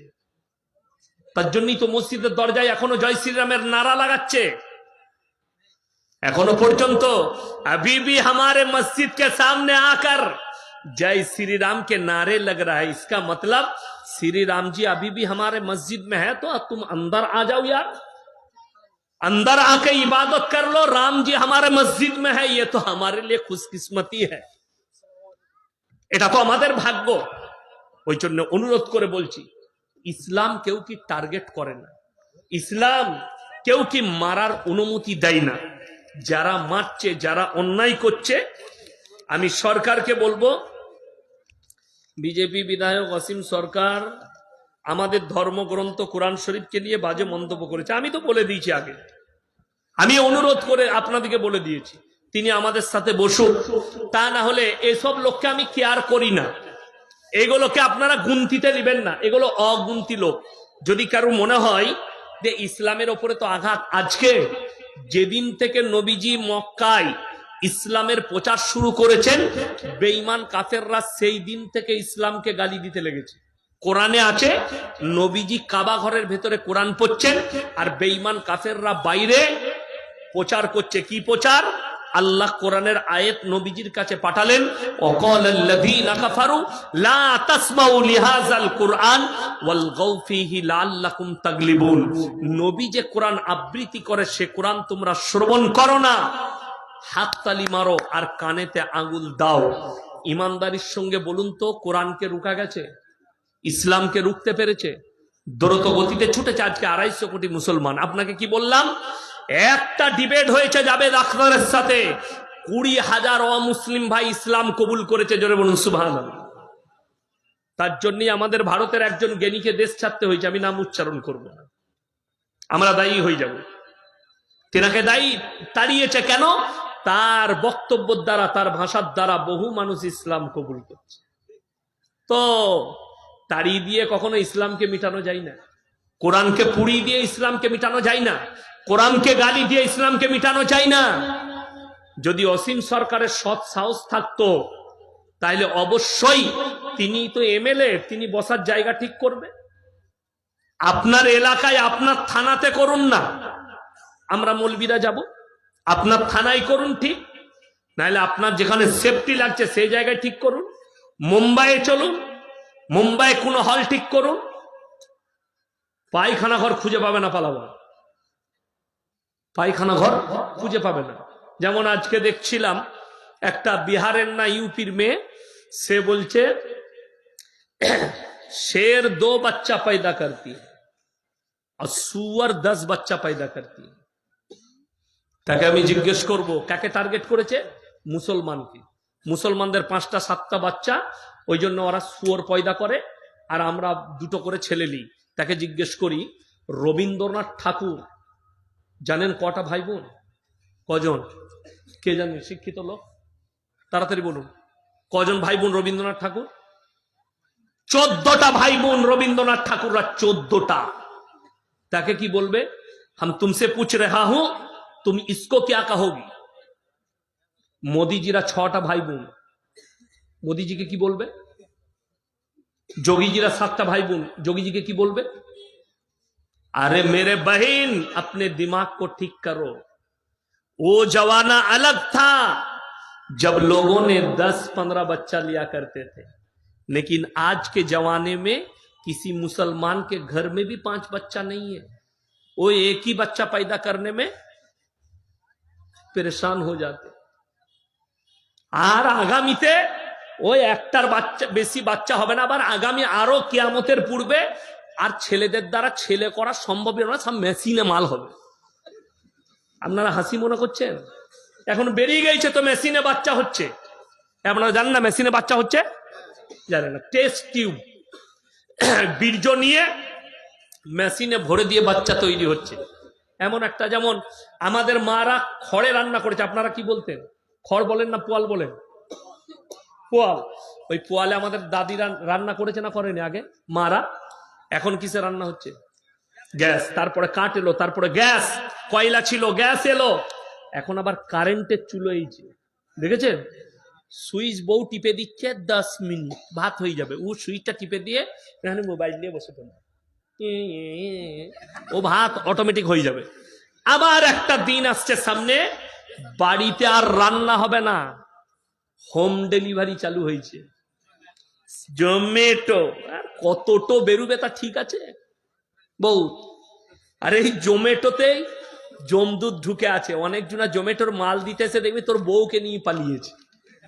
হ্যাঁ, মোবাইলে দেখাচ্ছে তো। বন্ধন লোন শোধ করতে পারেনি, প্রত্যেক দিন একটা করে প্রত্যেক সপ্তাহে আসতো গ্রুপ বন্ধন লোনের সুদ নিতে। ওর বইয়ের হাতে 4 দিন খেয়ে যেত। 6 মাস পরে তার বউটাই নিয়ে পালিয়েছে। যা বুঝে করবে।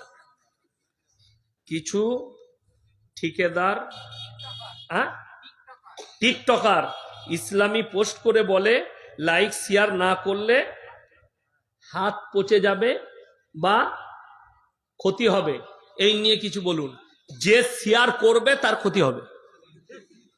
কথাটা বুঝতে পারেননি? দেখবেন যে শেয়ার করবে তার 100% ক্ষতি হবে। এইটা হচ্ছে ইসলাম বিরোধী কথা, শরীয়ত বিরোধী কথা। কথাটা বুঝতে পারেননি? কেন বলে দিই। অনেকজন দেখবেন, অনেক বক্তা আছে বাংলাদেশের, এই কাজটি করলে বাড়িতে বরকত উড়ে যাবে, দিয়ে দেখা যাচ্ছে বটির ওপরে বসে কাটতে নেই, বটির এইখানে। এগুলো তো বেদাতীদের কথা, কুসংস্কার ভাষা, কুসংস্কার ভাষা। আচ্ছা আপনি বলুন, আপনি বইয়ের পাশে শুয়ে আছেন কিংবা আপনি বউকে জড়িয়ে ধরে আছেন, আর দেখলেন কোরআন শরীফ, এটা কোরআনে লাইক না করলে আপনার ক্ষতি হবে। আপনি এমন অবস্থায় আছেন, ওই সময় কোরআন পড়া যাবে না। পায়খানা ঘরের ভেতরে বসে আছেন। এখন তো পায়খানা ঘরে লোক মোবাইল দেখে, দেখে না? হ্যাঁ, অনেকজন যারা ফ্রি ফায়ার হারামখোর পায়খানা করছে। আর তাহলে পায়খানারও চিন্তা করবে, আল্লাহ এর পেটে ঢুকে আমি কি ভুল করেছি। এই তো অবস্থা সমাজের। কেন জানেন? সমাজ ব্যবস্থা পরিচালনা এই আলেমদের দ্বারা হয়নি, আপনি নিজে পরিচালনা করছেন। ওই জন্যে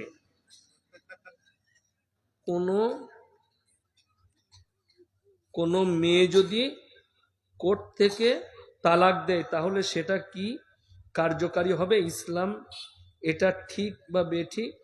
আপনি অ্যাকসেপ্ট করলেই তালাক হয়ে যাবে। অ্যাকসেপ্ট মানে বুঝেননি? আপনি সই করে দিলেন যে হ্যাঁ আমিও ছেড়ে দিলাম, তাহলে হবে। আপনি লিবেন না আমি জানি না, সব কাগজ আমি জানি না। লুবো না, বুঝে করবে। তালাকের একটা সিস্টেম আছে আমাদের দেশে, দে তালাক লে তালাক, কি বুঝলেন? আচ্ছা শুনেছেন আমাদের মতো মৌলবীরা কেউ বউকে তালাক দিয়েছি? এই আমাদের ঝগড়া হয় না, হয় না, কথা বলে না?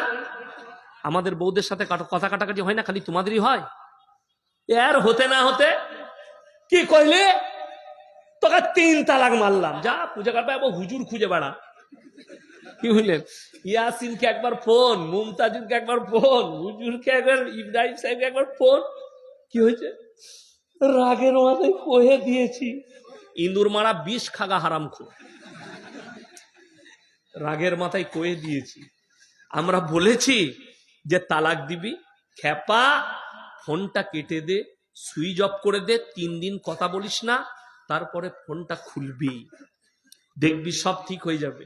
আমাদের ছেলেরা এই যে ছাড়ের কথা বললেন, ছাড় হয়ে যায়, সব হয়ে যায়, 3 মাস পরে যখন তারা অনুভব করে আমরা অন্যায় করেছি, তাকে ছাড়া থাকতে পারবো না, তখন কি হয়? কেঁদে বেড়ায় আর মলবি খুঁজে বেড়ায়, কি করব, কোথা থেকে কি হবে। আমার বন্ধুগণ, আমার ভাই, দেখেন আমার বাড়ির পাশের লোক, কি বুঝলেন, থাকে হাওড়া জেলায়, কিন্তু আমার বাড়ির পাশের লোক আমার কাছের মানুষ। কই এই পাশে চেয়ার দে, ভালো বস।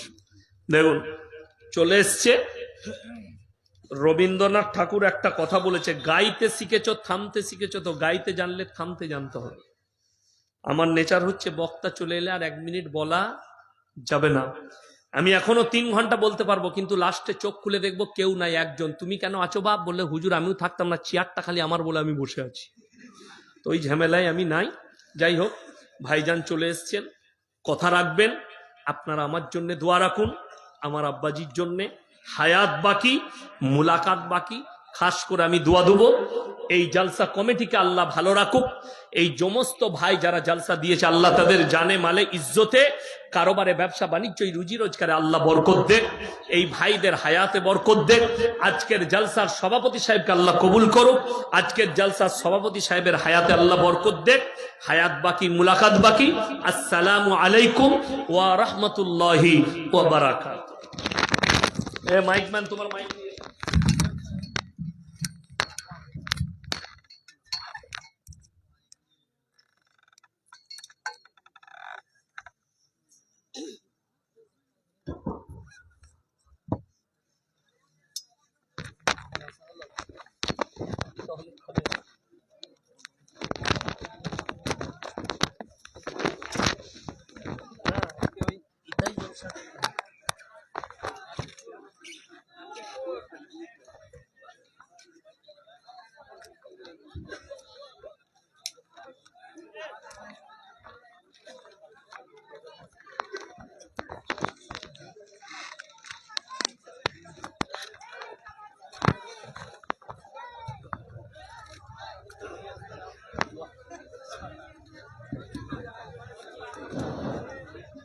আলহামদুলিল্লাহ, কারি ইয়াসিন সাহেবের এতক্ষণ ধরে আলোচনা শুনলেন। এবারে আমাদের যিনার নাম হ্যান্ডবিলে শুনেছেন, জনাব মৌলানা সিদ্দিকুল্লাহ সাহেব, উনি আসছেন আপনাদের সামনে কোরআন এবং হাদিসের আলোচনা রাখবেন। আপনারা শুনবেন এবং আমলে পরিণত করার চেষ্টা করবেন। কোরআন নিয়ে আসতে বলে দিয়েছে,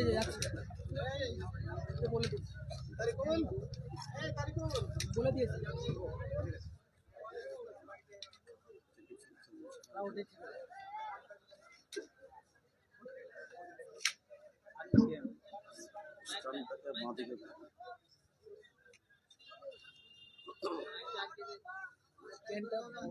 স্ট্যান্ডটাও দিবে।